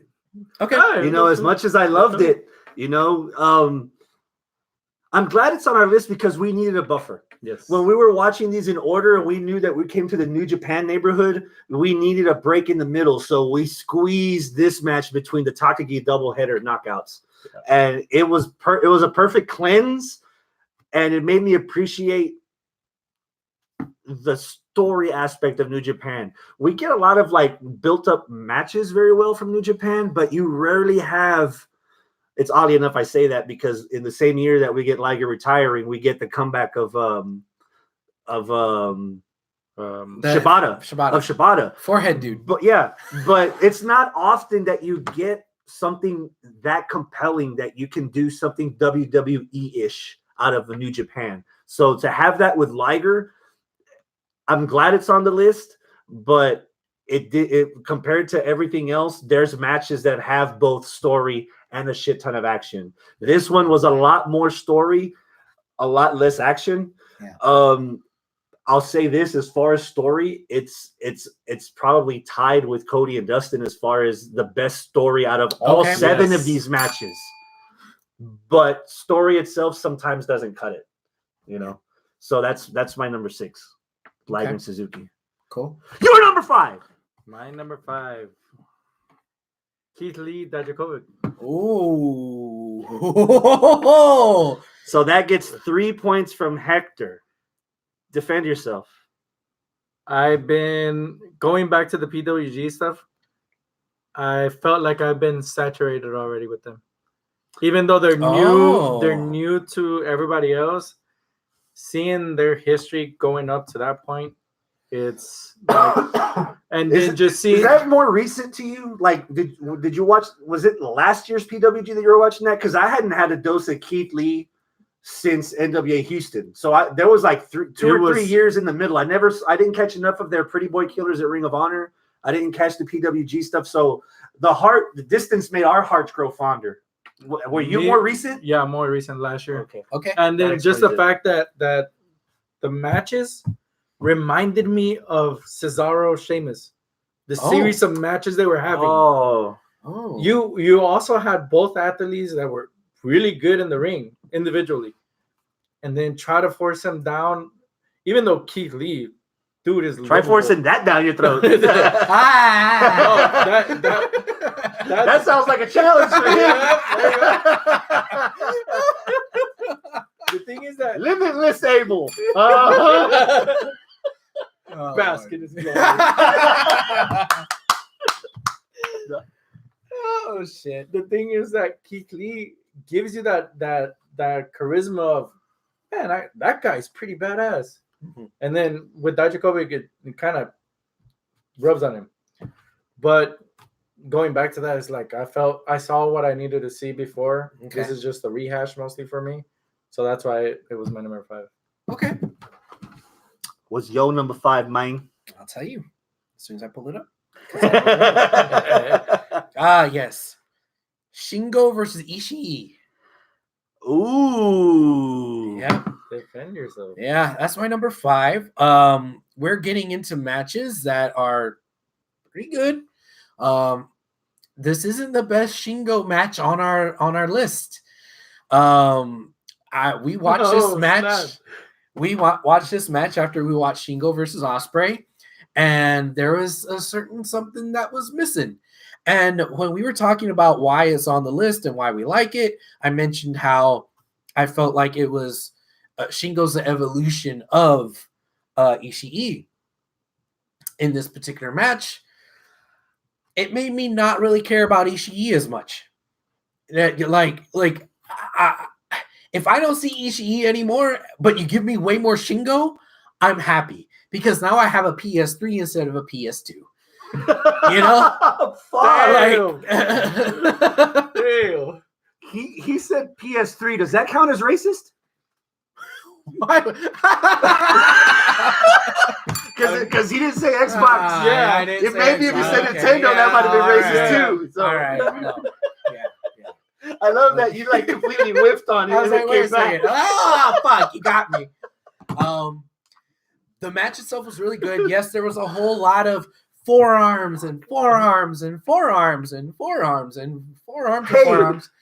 And forearms. And forearms. With And- both arms. So and it was 8 arms. And it was really cool for it to be really different. I'm glad it's on the list because of how different it was. And like how you said when we were saying nice things about it, they did this part so good that you don't need the rest of the burger or whatever your analogy was. Yeah. But at the end of the day, to be higher up on the list, you need the whole goddamn burger. Mm-hmm. Chris, what's your number 5? Tomohiro Ishii against Shingo Takagi. Oh, you son of a bitch! Why? You hit the nail right on the head in the first swing. Okay. You need more than just one. Like I mentioned earlier, Suzuki and Liger, beautiful story. Wrestling, it was a little slow compared to everything else. Sometimes that's not a bad thing, but there wasn't enough for it for the substance to match. Yeah. This one was backwards. Little to no story. Well, the match was good, but there wasn't a lot of substance to that match to where, this match, I can't put this match next to Omega Okada. I can't put this match next to John Cena, Daniel Bryan. I can't put this match next to another match of the year winner that we've had. Cole Ciampa. Yeah. I can't put that with this because as good as that was, the other matches had that, and then they had other shit. It was a really, really good appetizer at a restaurant you really like, but you go to the restaurant for the steak, not for the mozzarella sticks. The mozzarella sticks are badass. You gotta try these mozzarella sticks, but I'm gonna order a fucking steak after I have a couple of bites of mozzarella sticks. Mm-hmm. Okay. You look like you're not lactose. You look like you want all the mozzarella sticks. All right. Yeah. All right. Well, who's where we're at? We're at number 4. Number 4. Yeah. Okay, who's going next for 4? Hector, Number what's your 4. number 4? Cody Dustin. Okay. Interesting. Okay. Cody Dustin All right. is your number 4. The story was there. The match wise, even though I like old school wrestling, just seeing the faucet of blood turn on. Oh It God! turned you off. Yes. It turned Okay. you off? He said it turned him me off. off. Okay. It turned Turned me And off that's- in that. It turned me off okay. in that aspect of you're trying to kill the Attitude Era, but yet you show a bunch of clips that mimic it. Like the bloody crimson He looked mask like of Steve Austin. Goldust. That's a good take. It's the same thing. He was in a Boston Crab, and he was pushing his head up just like Austin did with Brett. And what was the view? You have Austin. You cannot tell me if you saw Goldust the way he was, it did not remind you of Austin being all covered in blood. You're right. That's why it's like, okay, you're trying to surpass your thing, but you're still using your past to try to somewhat kill it. Yeah. And you're not really doing it. Actually, that's a valid point. I That's can a dig good point. that. What's your number 4? My number 4 is Keith Lee versus Dijakovic. Oh, I think tell. I said this audibly when I was sitting on the couch after that match was over, and I said, I'm mad for where I'm putting this. Yes, it did. Yeah, Lee versus Dijakovic. It is the 3rd match out of a 4-match series, which apparently isn't their 4th match because apparently PWG had it a whole lot, but that wasn't a factor when I was rating it. But as much as I like it, as much as I love Keith Lee, as much as I grew to love Dijakovic in this particular match, it was still a TV match. It was short, which is good, because you don't always need to have a 30-minute match. I think this was like somewhere in the 15 to 16, 17 range. It was good. It left me wanting more, but not more. If that kind of makes sense, because this was the 3rd. I didn't really need to see a 4th, but we saw a 4th. I don't know if I need to see a 5th. We kind of saw a 5th, but not really, because there was somebody else in the match. And then we kind of saw a 6th, but they weren't fighting against each other. They were fighting with each other. Okay, whatever. But significance-wise, it just evened up everything. So it was 1-1-1. So, all right, cool. I mean, I still like it for what they did. I still think it's the best out of the first 3. I just think it's going up against a stiff competition. So it wound up being number 4, and I'm kind of mad at myself. I wish it was higher. But I'm sticking with 4.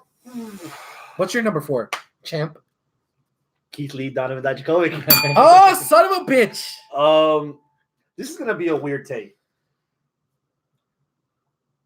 I wanted more, but I wanted more in that match. I didn't want to wait a couple weeks to get another rematch. Oh. I wanted this to go another 5 minutes, maybe take another commercial break, have the match going a lot longer. This was another example of they gave us a lot with not giving us everything. Okay. This would have been a moment where, we're going to make sure that you forget what AEW stands for. Let's give Keith Lee and Dominic Dijakovic a 25-minute PWG match.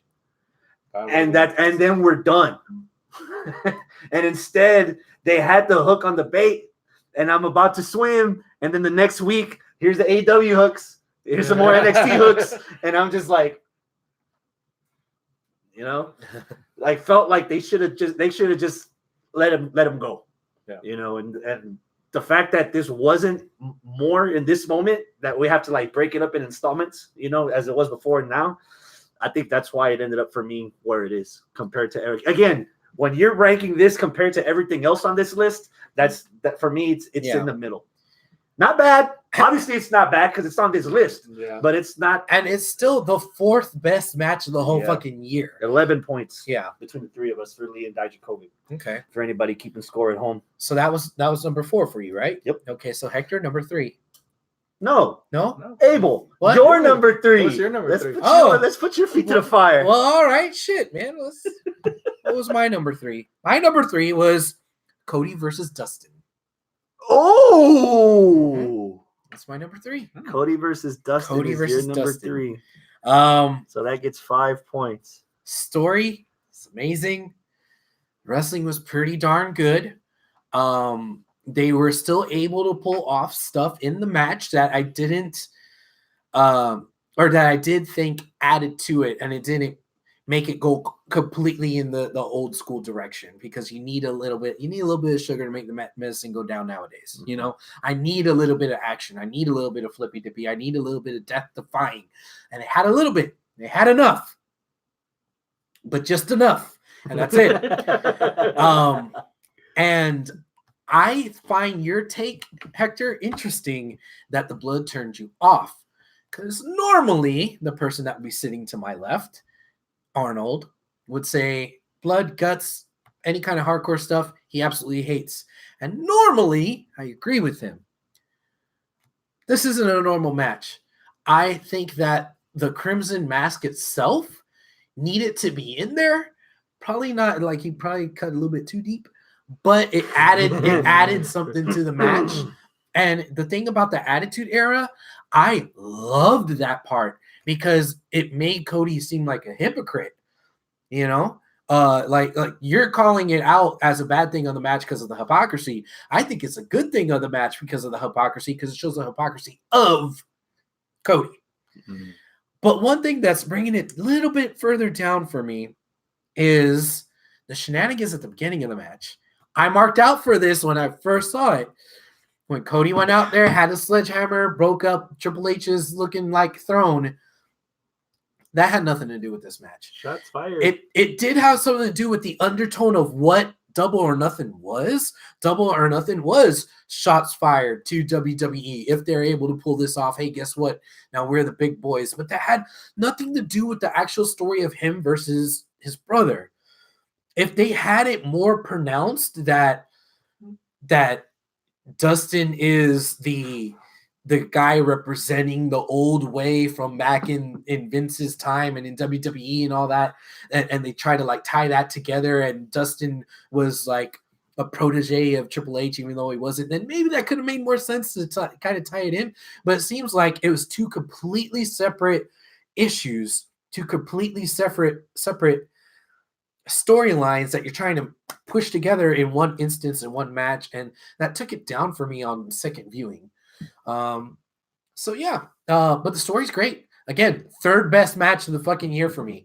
I fucking loved all that story. And one thing that I did say as we were watching it, which was a big criticism, was when Brandy slapped Dustin when the ref's back was turned. Not when she speared him, but when she just slapped him. JR, I think, said something like, "Oh, that's not cool." Oh, it's generating to this. Yeah, it's generating to this. Something like that. Something very generic, just a one-liner. The other commentators just kept going. When earlier in the match, you had said, well, that's not just her husband in the ring. That's her brother-in-law in the ring. How is she going to, so you already established that the baseline is Brandy should be neutral because they're both family. So when Brandy does that, and all you say is, oh, well, no, that was a huge opportunity, a huge turn in the story to show the true colors of Cody and Brandy, how they're on the same page, but they're not on the same page with the rest of the family. That should have been, like, you missed that opportunity there. Got you. Who going? What's your number three? Bitch. My number three? Oh, you okay. My number three, the Young Bucks against the Lucha Brothers. All right. Defend yourself. Oh, God, it was awesome. There's magic with those guys. Yes. I can hear in the back of my mind Andrew Williams' voice from Chicago telling me, "Motherfucker, that's not even the best match they had together that year." Yeah. The only thing that I can come up with as a flaw is that I don't want to say that they haven't shown me anything that I haven't seen before, because they did the callbacks to the other teams that the Young Bucks were rivaled against.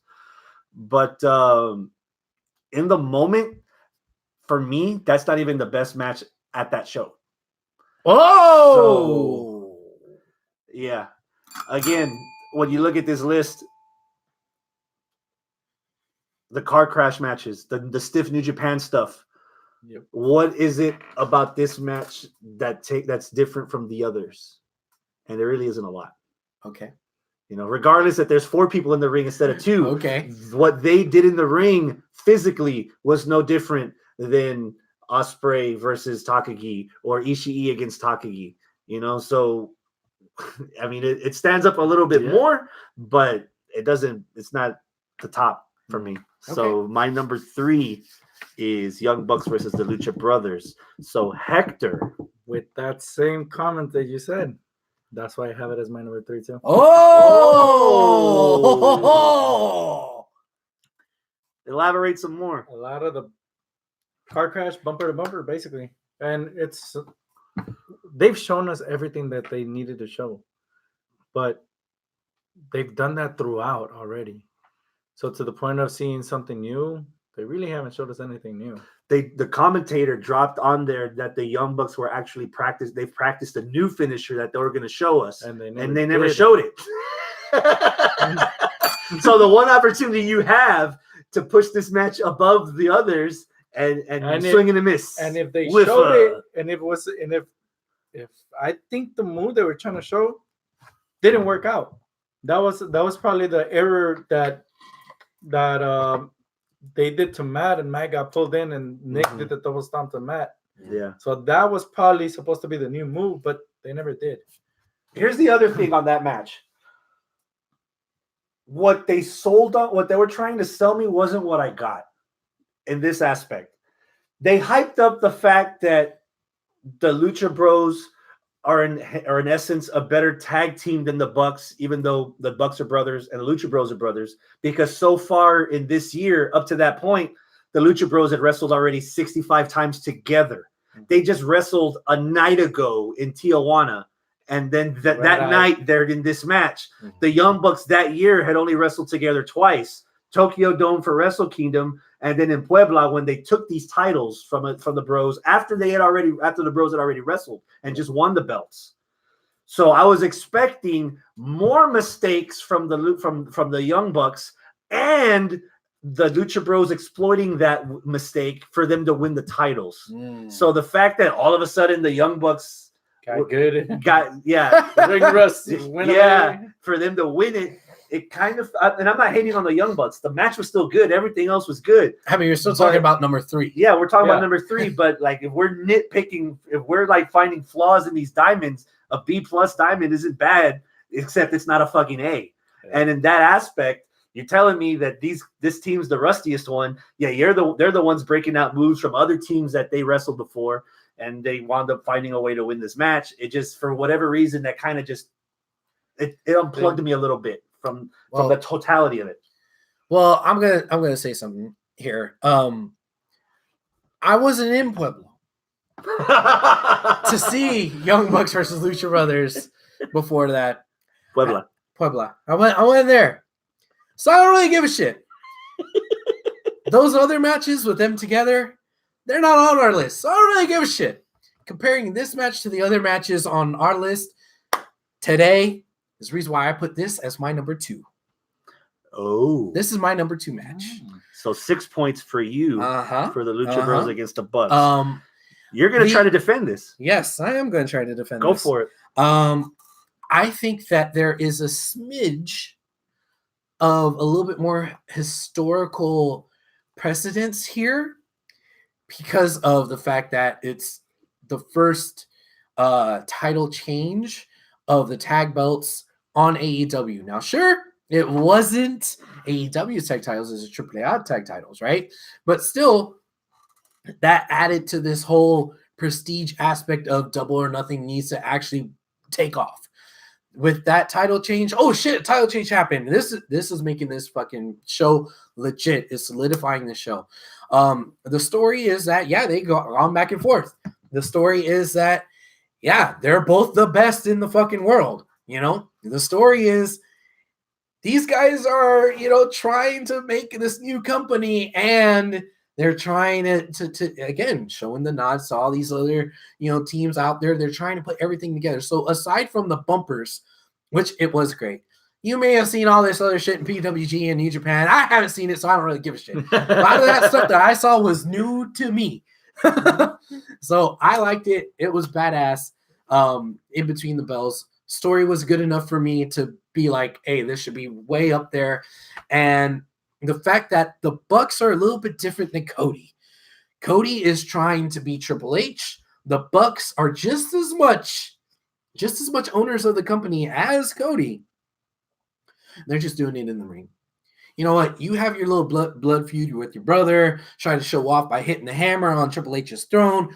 We're just going to go out there and win fucking titles from other companies, you know? And we're going to pay homage to all these other tag teams as well and say, hey, here's the new world. If you want to get on a boat, cross the Atlantic, and put your feet down here as a wrestler, well, we welcome you tired, huddled tag teams that don't get any fucking play anywhere else. Come here. That was what that statement was. We will give you citizenship. Yeah, we will give you all that shit. Give you a job. Yes. So jobs. You're number 2. I am gonna defend this one. All right. Ishii Takagi. Okay. Number The 2. reason why I put it as a number 2, just because I already know where my number 1 is gonna go. The number 1 pick that I had was the appetizer for y'all, mostly, basically Okay. for everybody. This was the match that made Takagi to the must see. Because it made you notice what he did with Ospreay on the other one, but this one was like, okay, I'm going with a guy that's been in this company for so many years and has been one of those standard bearers. Mm-hmm. If you want to make yourself known, you have to go through Ishii, no matter what. He went through it. He knocked him down. He took him out. So that showing that is like, okay, this guy is the next guy to come and see. For that instance, that was my story of, oh man. Yeah, you might not have made it far in the G1, but even though you're there, you're already out. You're gonna knock somebody down with you. So that with that aspect of the argument that I had before of that, it was mostly car crash but no story. Mm-hmm. That was the story that I got from that. Okay. So that's why I have it as a number 2. That is respectable. Chris, what's your number 2? I already gave my number 2. Oh, you did? No, I haven't given my number 2. My number 2 is Will Ospreay against Shingo Takagi. Hey.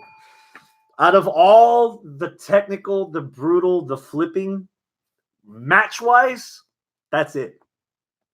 Out of all this list, that's it. Like the immovable force against the immovable object, basically. You know, with Takagi, 9 victims, 9 stepped up, 9 stepped down. So I got to travel across the border to find competition. Basically, he ruled the B block. Now let me go slaughter the king of the A block and take the crown. Except, nah, that didn't happen. Because Ospreay gave him everything. And the reason why it's this high was because when I initially saw it, I think my biggest complaint was it felt too long. I think in my head, I thought this was like 30, 35 minutes. Or you were at the already like, come on, yeah, get it done. Yeah, because Takagi was beating the shit out of him. So I was like, come on. But this viewing, it felt a lot smoother for me. It's probably because we paced everything in pieces. Yeah. And I don't know if I can find a flaw in this match. I don't. And with that, I have it as my number 1. Oh, yeah. Ooh. Number 1, you say? I have Ospreay, Takagi as number 1. The story was there. Uh-huh. The biggest part for me is the story. You have the history of Ospreay. Sure, he had already won the Super Juniors before. But at this time, he was solidifying himself of, I'm not going to let Balor or Prince Devitt at the time be the 2-time person only. Mm-hmm. I'm going to go ahead and take that shit away from him too. Mm-hmm. Being with that, going, and then having also the backstory of, I was already a heavyweight, getting into the foot on the door. Mm-hmm. For then New Japan say, we actually need you back here again. and he goes and takes a step back and goes and Brings does his what new he- knowledge with him. Yes. Yeah. So with that, the Osprey side, that's what it was. That's what it was for me on that story. Takagi side, newcomer, has something to prove for himself. 9 people stepped up, 9 people knocked out. Mm-hmm. What more can you say of I'm new, I'm here to do what I need to do, and I'm gonna be the best one. And great showing in the actual tournament. Mm-hmm. And then coming up face to face with them, A block, B block. Still, the story wise is Osprey needs to solidify himself as the next Super Junior to hold it down. Taki needs to prove that to himself. Of I'm here to take the place of the guy I need to replace that's injured, and Lij, which was the face of the Super Juniors. Mhm. So that's why it became my number one. Well, goddamn, pal. All those reasons that you listed off are the reasons why it's also my number one. I think I kind of stole a little bit of my own thunder and maybe some of your thunder when we were like saying nice things about it before we got into the ranking part. Because there is a lot of the pinball action between the bells and all that stuff that like you were talking about, Chris. Like a lot of these matches has the action, but kind of waning on the story or lacking on the story, or sometimes it's the other way around. I think this one has both. Now, people may not be as familiar with the story, especially with a lot of the stuff with Osprey, but you don't need a whole lot of the Osprey story to get the story of this is for the Super Juniors. This guy went 9-0. This other guy's 7-2, but he's won it before. So boom, that's all you need right there, and that was enough. But you add in all that other stuff too, that makes it even better. And the fact, again, I said this like 10, 15 minutes ago. It raised the respect level for me for both competitors. It was weird getting a rub off of for them getting a rub off of each other when they're both not as established. I mean, yeah, Osprey is, but Osprey was still kind of he's on the upward trajectory side of the bell curve. Yep. He hasn't reached his peak yet there. So for that to be manufactured to happen was just fucking brilliant. And the match itself, it added to that.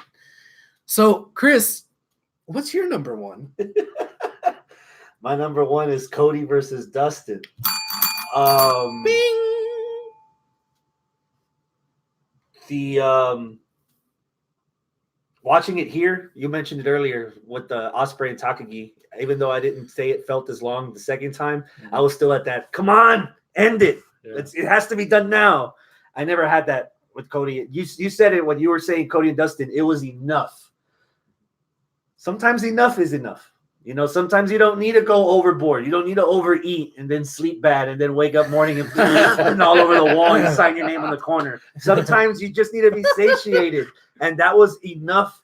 It was complete. It was well-rounded. It wasn't one was more off balance than the other. What I'm hearing from you a little bit was that the wrestling's like way up here, which it is. If you compare the wrestling Osprey and against the Dustin brothers, Cody's brothers, whatever, Rose Brothers? yeah, Rose brothers. Rose Brothers. Yeah, the wrestling's up here, but there's not a lot of story there. There's not fucking Liger and Suzuki. There's not even Dijakovic Lee as far as rivalry goes. It's just it's encapsulating of the moment of the tournament of 10 or 12 days of that tournament, as opposed to months of Lee Dijakovic, or against years of Suzuki Liger, or against a lifetime of a blood feud. You know, the announcer said it perfectly in the beginning. This feud is 33 years. Match is 33 years in the making, because that's how old Cody is. From the moment Cody was born, he hated his brother. Hey, Cody, have you hated your brother? Yeah. And it goes back to the original premise for me. Every match made me excited, but only one match made me feel something I've rarely felt about other matches. So that's why for me, it barely edges Osprey Takagi. Nice. But I alone did not make the match of the year. So let me give down the votes. Oh, here we go. Number 7, Liger Suzuki. Wow. With 4 votes. Okay. Number 6. Points, you mean? Points, yeah. Number 6, AJ Styles and Seth Rollins with 5 points. Number 5, already in the double digits, Dijakovic and Keith Lee with 11. 4th place, Ishii against Takagi with 12 points. Number 2 is a tie between the Rhodes brothers and the Bros Bucks. Both of those matches, Damn. again, from the most consistent pay-per-view, both matches got 16 points. Wow. And the winner with 20, Ospreay versus Takagi. Wow. That's our match of the year, 20 points. Is this the first time our match of the year is a New Japan match? No. No, Omega Okada 3. Oh, that's right. Yeah. Wow. That's it, man. That's 2019. Yeah. Wow. Okay. And you know what? I really didn't think that this was going to be our match of the year pick. I honestly didn't. Like this match, I didn't have a clear-cut forerunner in my mind going into recording day. Other matches, other years, I've like, okay, this is my match that I think it is. And sometimes it would get changed. This year, I was like, I have no fucking clue. I have no idea.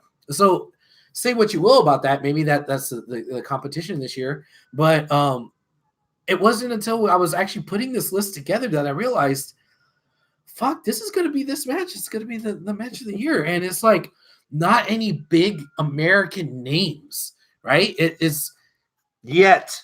right. Yet. Yeah. I mean, Osprey's already bubbling this year. So Yeah. next, I bet next year's that year that. but Shingo Takagi, like he's barely known in Japan. Mm-hmm. There's a lot of cats out there. You don't want to know. Yeah. I don't know. Wow. So I'm actually kind of surprised. I mean, pleasantly surprised. I mean, this is pretty cool. Yeah. What? Do you have any final thoughts, Hector?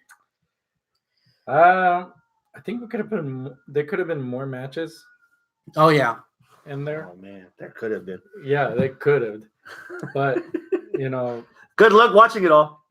Let alone watching it all today. Well, that's what we had last year. Last year we had 12 fucking 10? 10 matches. 10. Oh, we had 7, and this still felt like a lot. Yeah. Start making matches every quarter. Yeah, I know, right? I was actually because I'm the guy you want to blame about the changes that have happened in the show, and I was contemplating the idea of like after a certain number, if we added a new match, we would say, all right, if this match goes in, which one comes out? Yeah. So that we would have kept the number and consistently like gone through. Or something else that we could play with is match of the year per company. You know, I mean that's an idea. But then that would have to make you watch New Japan. Oh, then fuck that. No. That's If you wanted to do that, just so you, because I can. Just in January, I'm going to MLW 0 Hour. I'm going to Impact Hard to Kill. I'm going to Worlds Collide, and I'm going to Royal Rumble. So you would have to watch MLW and Impact, at least. I actually really do want to watch Impact. And then I want to watch Hard to Kill. Wrestle Kingdom. And that's and I'm watching Wrestle Kingdom. Well, I'm not going, but I'm watching Wrestle Kingdom also. Yeah. So, and NXT UK, their third takeover is happening. Oh fuck! Yeah. So let me run this down. 2013, CM Punk against Brock Lesnar, no DQ at SummerSlam. God damn, that didn't age well. Yep. You sure about that? Brock Lesnar in our fucking match of the year? Pathetic. That was in 2013. I know, but still, fuck Lesnar. 2014, Sami Zayn against Antonio Cesaro, 2 out of 3 falls from NXT Arrival. 2015, Mil Muertes versus Phoenix, Grave Consequences, That was a good Lucha match, Underground. 2016, Cena versus Styles from SummerSlam. 2017, Omega Okada, Part 3 from the G1 Climax. Last year, Gargano versus Ciampa, unsanctioned from TakeOver New Orleans. And this year, Will Ospreay versus Shingo Takagi, the final round of the Best of the Super Juniors from New Japan. I can't believe it. That belongs, dude. Yeah. I can't believe it, but like, you have to.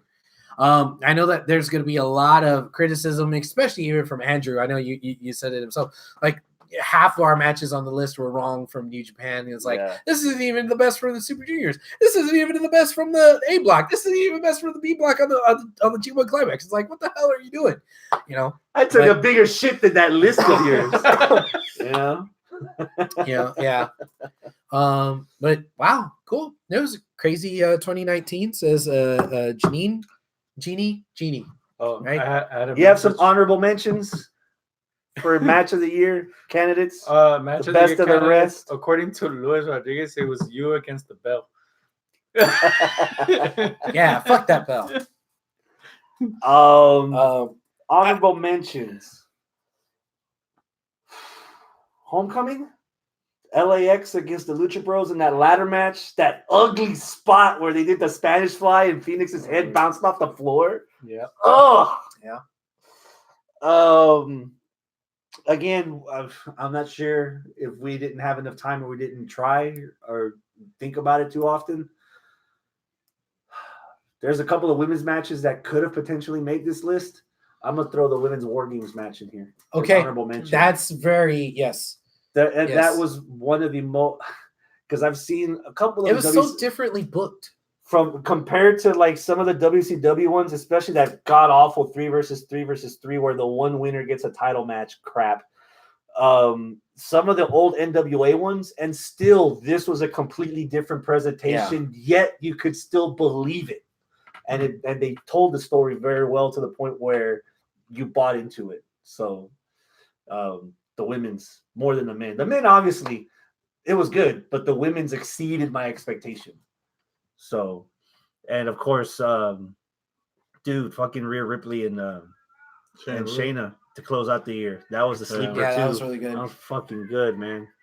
There's a lot of more stuff out there, but those are the ones that I could. Stuff. That's the first thing I could come up with. I want to say Humberto Carrillo's the cruiserweight title match on.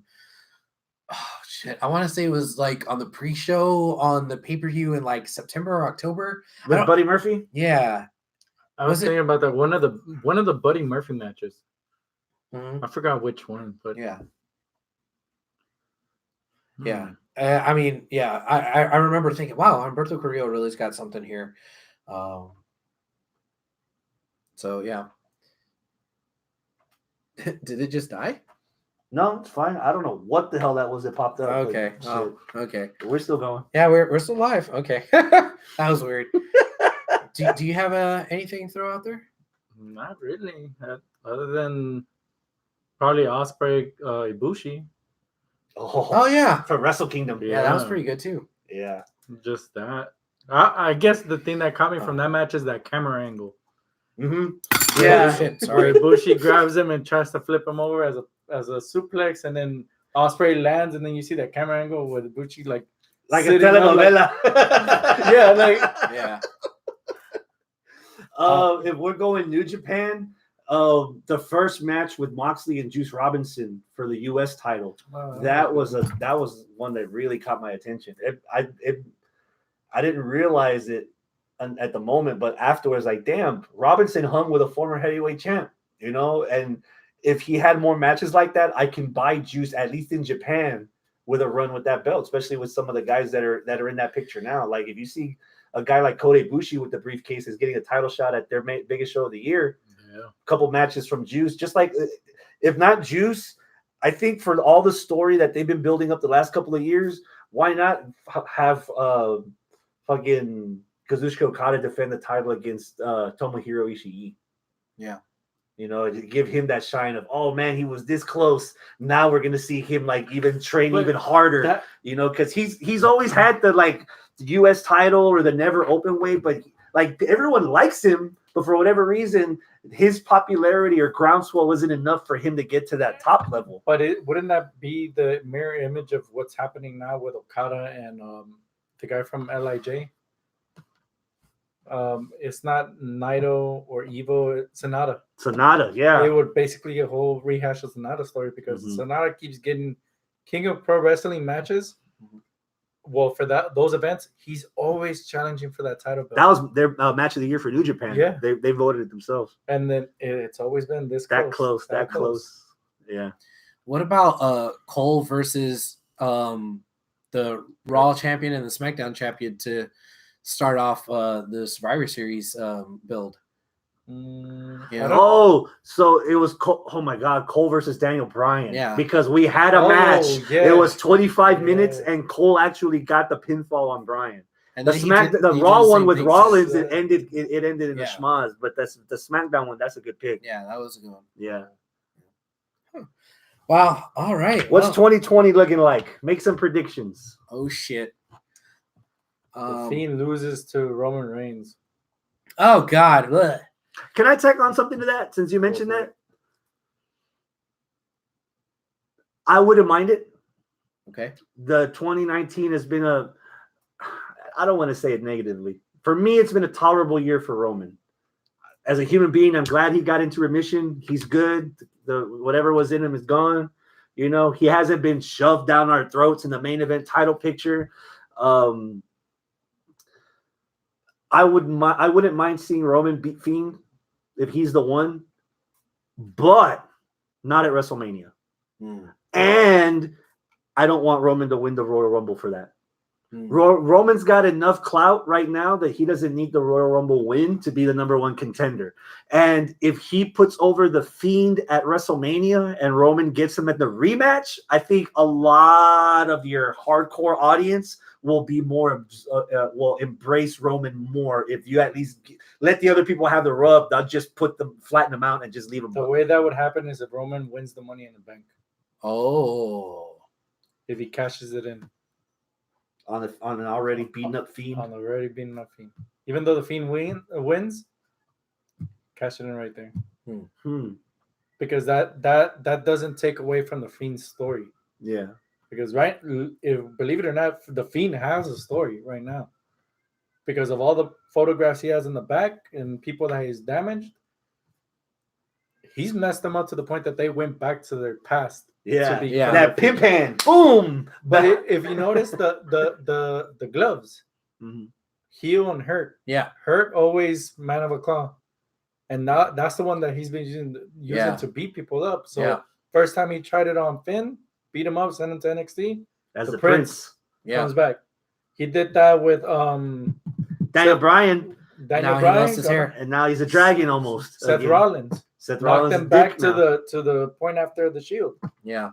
The only people, of course, the legends don't count, and the only people that the photograph is not up there is Braun Strowman, even though he did that to him.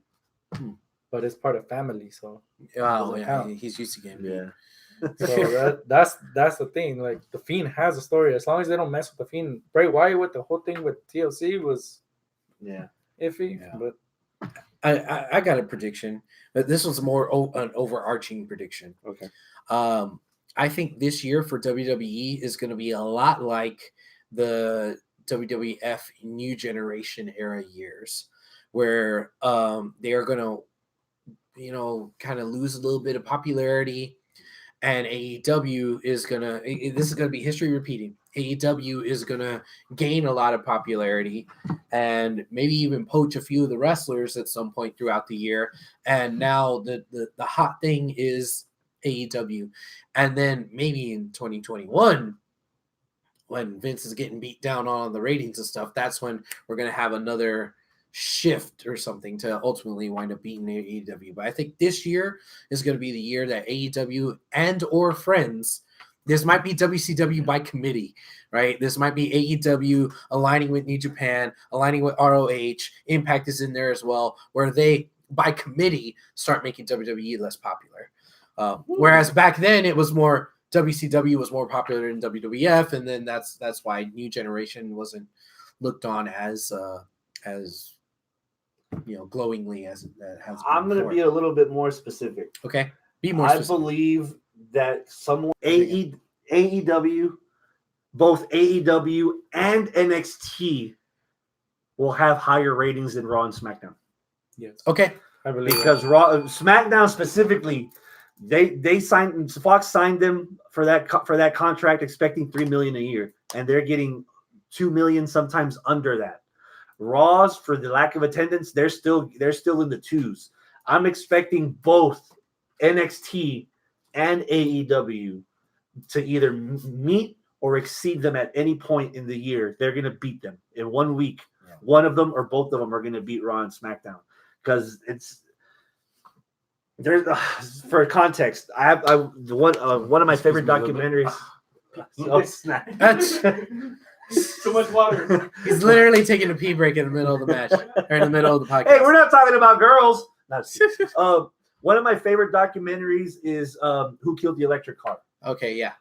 The reason that it kind of was lost in the shuffle when General Motors was promoting that their car was clean, they had to admit that by selling a clean product in this car, they had to admit that the rest of their cars were dirty.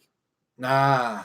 So when you're pitching NXT as no BS, that means the rest is actually BS. Yeah. To the point where eventually all the Raw and SmackDown people are going to be like, yeah, but they got Rhea Ripley, they got Shayna Baszler, they got Keith Lee, they got the Undisputed Era, they got Adam Cole, Baby. They're cool. What is this shit? Yeah. AEW, holy fuck, Chris Jericho's still wrestling? He looks like Super Shredder with that jacket. Oh, crap, what's this Darby Allin? Holy shit, Nyla Rose? Wait, that's a dude? Wait, but she's wrestling with girls? But she's also beating up dudes? Oh, I need to watch AEW and NXT. Fuck Raw and SmackDown. Yeah. So that's where I'm feeling that 2020 is the year that the developmental or the other categories are going to start coming up, and Raw and SmackDown are just going to be like, yeah. Do you see any shows being phased out in 2020? I would love for them to get rid of AEW Dark. They do not have at the moment enough talent for a third hour when you can easily have those matches supplementing other episodes. Okay. I feel like unless they start getting New Japan guys, or unless they buy out Ring of Honor, or unless they merge with another, they co-promote with somebody, we're gonna end up like Ring of Honor on HD Net, where every week it was an hour, and the main event was a match that you've already had 9 times that year. You'll still watch it because that match is fucking good, but you've already seen it 9 times. And if we already have that complaint that we've gotten Rey Mysterio and Andrade like 100 times in the last 2 years, eventually we're gonna start saying the same shit about AEW. So you can't push 3 hours right now. You can have a dark match or two to test out shit or to get the rust off of some people, but you need to save some of that stuff for your pay-per-view. You're signing a contract with In Demand. You're having at least one pay-per-view every 3 months. You can't be burning out all these matches. You know, we had Sean Spears against Joey Janela on Dark again. After they already had a match on Dark, and after they already had a match on pay-per-view. And this is a new company, and they've already fought 3 times in a span of 2 months. And do you think that doesn't click? With the whole AEW stuff is that they have the talent there, but they're not really utilizing them. Darby Allin needs to be on TV every week. Yeah. On the main channel. That's a guy that you're losing money by not having him on TV. And Nyla Rose is another woman that you're losing money because she's not on your show every week. You know, you need to have the stuff that differentiates from them and from them and from them and from them. Because right now you can't tell me that AEW shows is not being oversaturated with the elite crew. Right. I love Lucha Bros, but at some point the mystique of having them every week is going to start to wear a little thin, you know? So why not have a 6-woman with Nyla and Riho? Oh, wait, where's Riho? Exactly. Right? Exactly. You know, you're doing a good job with some of the people you have. You're pushing Chris Statlander. People are finding out what Chris Statlander is. You know, you've got to start it with Darby Allin, but again, so many hours of wrestling television a week, and the competition's getting better. You need to thin out some of your fat, and you know. And another thing too with AEW is that you have too many factions. You know, you said that already. Yeah, I hope in 2020 they're going to figure out the whole factions thing and not have, again, history repeating with WCW where it's nothing but gang warfare and that's it. You have the Flock, you have NWO, you have LWO, and they're all trying to take control of WCW when WCW is like 30% of your roster. You know, they already got taken over, you know. I hope that's not what happens because you have the Dark Order. Then you have the Nightmare Collective. Then Jurassic Express is just 3, and I love them, but still, you know, the another one that you need to start pushing more. Like you don't. It's very few wrestlers that have multiple appeal. So when you have the son of Luke Perry, you need to be advertising that shit. You need to have him every week. You Yeah. did it. You started off well by having him with Jericho and that little 10-minute challenge, dude. Water that, make that stuff Yeah. grow. Involve Luchasaurus, involve Inner Circle, make the Jurassic Express. Come on, you wouldn't want to like me. I'm already waiting to see Luchasaurus versus formerly Swagger, yeah, Swagger, Jake Hager. Like seeing them brawl is like, oh, this would be nice. Two Yeah. big guys, come on. Yeah. But other than that, probably Impact coming up a little bit more. Mm-hmm. Yeah, that's another. MLW You know, starting I bet in 2020 Impact is going to get a lot of attention, especially if Tessa wins the title. Tessa has a good run with the title. That too. Not a bullshit run like, oh, she won it, then she lost it, or it was shenanigans or something like that. If she wins this clean, no bullshit, and she whips everybody's ass, she takes out Cage. Mm-hmm. It's one thing to take out Sami Callihan. She's like 2 inches taller than him, right? Yeah. And yes, he's a badass. I get it, right? He's been booked very well this year, right? But put her in a match with Cage. Put her in a match with Moose. Yeah, that would be You know, nice. if she starts taking out these kind of motherfuckers, oh, all right. People are going to really take notice, you know? Oh, man. All right. Anything else? Oh Is man, that I it? got Did we more, miss dude. anything? I got more. Well, he already every- peed, so he's every- fine. Every Yeah, year, okay. it feels like every year WWE crowns their 401k champ. So like Daniel Bryan got to come up one year at WrestleMania 30 because we wanted it. Yeah. You know, R-Truth right now is killing it with the 24/7 title. He's Yeah. having another. He's having another. We had Kofi this and then year. Kofi this year. I predict in 2020, if the Fiend doesn't lose to Roman, the Fiend will lose to Matt Hardy. He needs a proper world heavyweight run in the WWE. Whoa. He needs a proper run with the title. And you want to talk about story? Knocking shit over. You want to talk about story? The Fiend and the Broken One. Bring that back with the heavyweight title on there. The that story- needed to have happened. Story-wise, Bray's body was never found after he got dumped into the lake Like of a Rain. reincarnation? Yeah. Oh, shit. But That's if they hold down Matt Hardy. Yeah. Contract-wise. Yeah. That's the whole thing with that. He's got to be able to stay healthy, you know, True. yeah. and quit making babies. I gotta go home. I'm a Maria now. Do you see a legend coming back to prominence in 2020? Like, for example, Shamrock on Impact, Possibly. RVD's fresh persona heel turn on Impact. Possibly. I mean, Ooh. I don't know. You have those there. The only other place that I feel that they could come back in a good aspect, I think it would be in NWA. Mm-hmm. They have the space to do that. Right now with Impact is because RVD's coming up. Why? Every guy is 2 girls. Like, oh.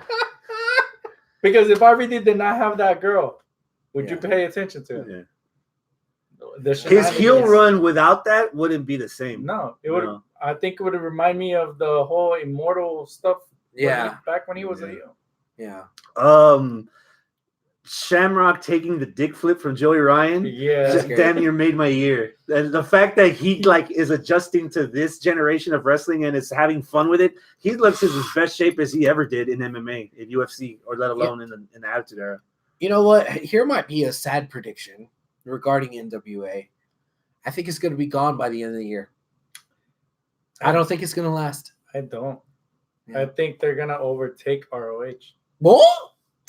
Oh, wow. You think ROH is not going to last the end of the year? I don't think ROH will last. ROH won't see 2021. No. Wow. It's a bold prediction. With honestly the whole contract situations that is going on there, Look at the bottom right there. He has that written down. right? ROH closes doors / sells in a merger. This whole, again, fucking Madison Square Garden. You reached the top of the mountain. You reached the top of Everest. And as soon as you sneezed, you fell off the top and you landed crash on the floor. How the fuck do you have a debacle with your women's champ that you have right now? Still unsettled. Yeah. You know, when that stuff runs around, what was the saying in WCW? When you start seeing when the ship starts to sink, the rats are the only ones that are left, and you need to jump out. I'm seeing that somebody's gonna find value in the ROH tape library, or ROH is gonna be to the point where if they can't like half sell their biggest show of the year, Final Battle, that they're gonna just find somebody to take it so that they don't have to deal with it anymore on the Sinclair books. Okay, I agree. ROH, and it's funny. Every other fucking year, wrestling fans are like Impact. Impact's number one on the Deathpool, and now it's ROH is like, because they're starting to see stock go up on Impact. Yeah, they're doing all the stuff that regular companies are not doing. Yeah. And honestly, I don't really see anything on that. Like NWA, the title is more prestigious than the ROH title, even though ROH has brought some really marvelous like champions. But other than Billy Corgan taking off the library, which I think Vince might actually do that. Yeah. They won't have anything else. So that's it, man. That's it. Yeah. Wow. Whoo, 2019. Woo. All right. Hopefully, yes. Here's a good 2020, a new decade. Yes. Decade Stay. episodes? Yeah. We'll have. You down? Episodes. You down for a decade in review? I'm down. Oh fuck. Fuck. We could do the same thing like this, kind of. But for a decade? Yeah. You know, on that list that we had, where we had the Great Consequences match as the match of the year, I still to this day debate whether or not that should have been Sasha versus Bailey. Here's the problem. That Nakamura and Sami Zayn fought? No. It was the following year. That was following year. Okay. The reason why it's not on our list is because number one, there was better matches that weekend. Remember, that's SummerSlam weekend. And number two, as much as you want to say Sasha versus Bailey at TakeOver Brooklyn was the better match, I think the Iron Woman match that main evented the next TakeOver was better than that. I agree with that. Okay. And that if that was on contention, that might have been my winner. But see, that match wound up being our number two. Great Consequences. We had it as one, and we were like, oh, that's both of our number twos. But I think you and I had different number ones, and the math came out where Grave Consequences won, but the Bailey Sasha match was number two by like a point. Yeah. Oh man. Damn. That was like, yeah. It happened today. Yeah. Tie number two. Yeah. All right. Okay. Well, hopefully 2020 will be another great year of wrestling. Hopefully we will continue to be able to bring you good YouTube shows here about wrestling periodically, not gonna be weekly, just like how we did this last year. Maybe I don't know, we'll figure it out. Maybe I'll have somebody different sitting to my left, maybe I'll have somebody different sitting to my right, maybe I'll have somebody different in the middle right here. Yeah, who knows? Yeah. So thank you for sticking with us for almost a decade. We started in 2012. So yeah, till next year, till next decade. Adios, my friends. Keep it classy. You can press the button. Nah. Oh, we still got a few minutes. What the fuck? A few minutes for what? There's some B-roll. Because we're not gonna. Our next show is gonna preview Impact Hard to Kill, MLW 0 Hour, and NXT UK Takeover Blackpool #2. When are we talking about New Japan? When are we talking about Wrestle Kingdom? Now? What the fuck? No, we're not. You do not know what the main event of the second night is. No. I already said adios, my friends. Keep it classy. So with that being said, which match are you looking forward to the most, other than that question mark? Right now, because of the build-up, the return of Takahashi, Super Junior. Against Ospreay for the title. Because Ospreay is kind of taking a page off of Seth and being a dick. Interesting. All right. Yeah. That's interesting because my pick is not that, but it isn't the obvious one either. Was it Moxley? Moxley and Lance Archer in the Texas Death Match in front of a New Japan crowd. That's gonna blow their fucking minds. That's gonna remind them of Bruiser Brody. Yes, exactly. Because Exactly. it's basically a no. Oh, Yeah. Bruiser Yeah. Brody. Brody Lee. Yeah. Where's he gonna wind up landing? Man, if he fulfills my prophecy and goes to New Japan, I want him in New Japan. That'd be cool. That'd be cool. damn. Of course, Okada and Ibushi. Oh yeah. You think they pull the trigger? Ibushi winning? Yeah. Yes, and he loses it on the second night. Oh. Honestly, To who? you're gonna hate me. Ah, shit. The Jay White switchblade. Me. You know, Unless, honestly, like my thought is Jay White is gonna do it. Okay. What I want to happen, I want Naito to go and win it. To him finally Okay. have his moment. Okay. Because every time he always goes for the headliner, it's always a double main event, no matter what. Up to Okay. this point is no, it doesn't matter. I'm gonna win the title, the IC. Next night, I'm gonna fulfill my prophecy and be a double champion because that's what I wanted to do. Okay. Even the year that Naito was heavyweight champ, the fans voted the main event to be the Intercontinental with Tanahashi and Nakamura. Yep. Yeah. So that's what I like about New Japan because they pan out their stories. It's not within that 1 year. Yeah. You got to go back like 5 or 6 years because it all leads up to that moment. Continuity. Yes. Yes. Man, I got a bold. You know what? I have a bold prediction that I know is not going to happen. But I I guess we're would not done with this. I would love to piss people I off. think you need to go piss. Yeah, probably. I would love to piss people off. I would end night 2 with the finger poke of doom. No. And here's what I mean. No. Here's what I mean. With who? Jay White is teasing that the invitation for Kota Ibushi to join the Bullet Club is open. I've got Ibushi joining the Bullet Club. With And the finger much. poke? That's too much. New Japan wouldn't do that And shit. then Ibushi New just gives the Japan wouldn't belt do back that to shit. back to Jay White as the number 2. New Japan wouldn't do that shit, man. So in that case, I wouldn't do the finger poke. So in that case, I would have Ibushi Nobody versus does the finger poke of doom. Ibushi versus Naito. Ibushi joins Bullet Club, and he wins. Ibushi wins, but hands over the world heavyweight, the heavyweight title to Jay White and holds the IC title.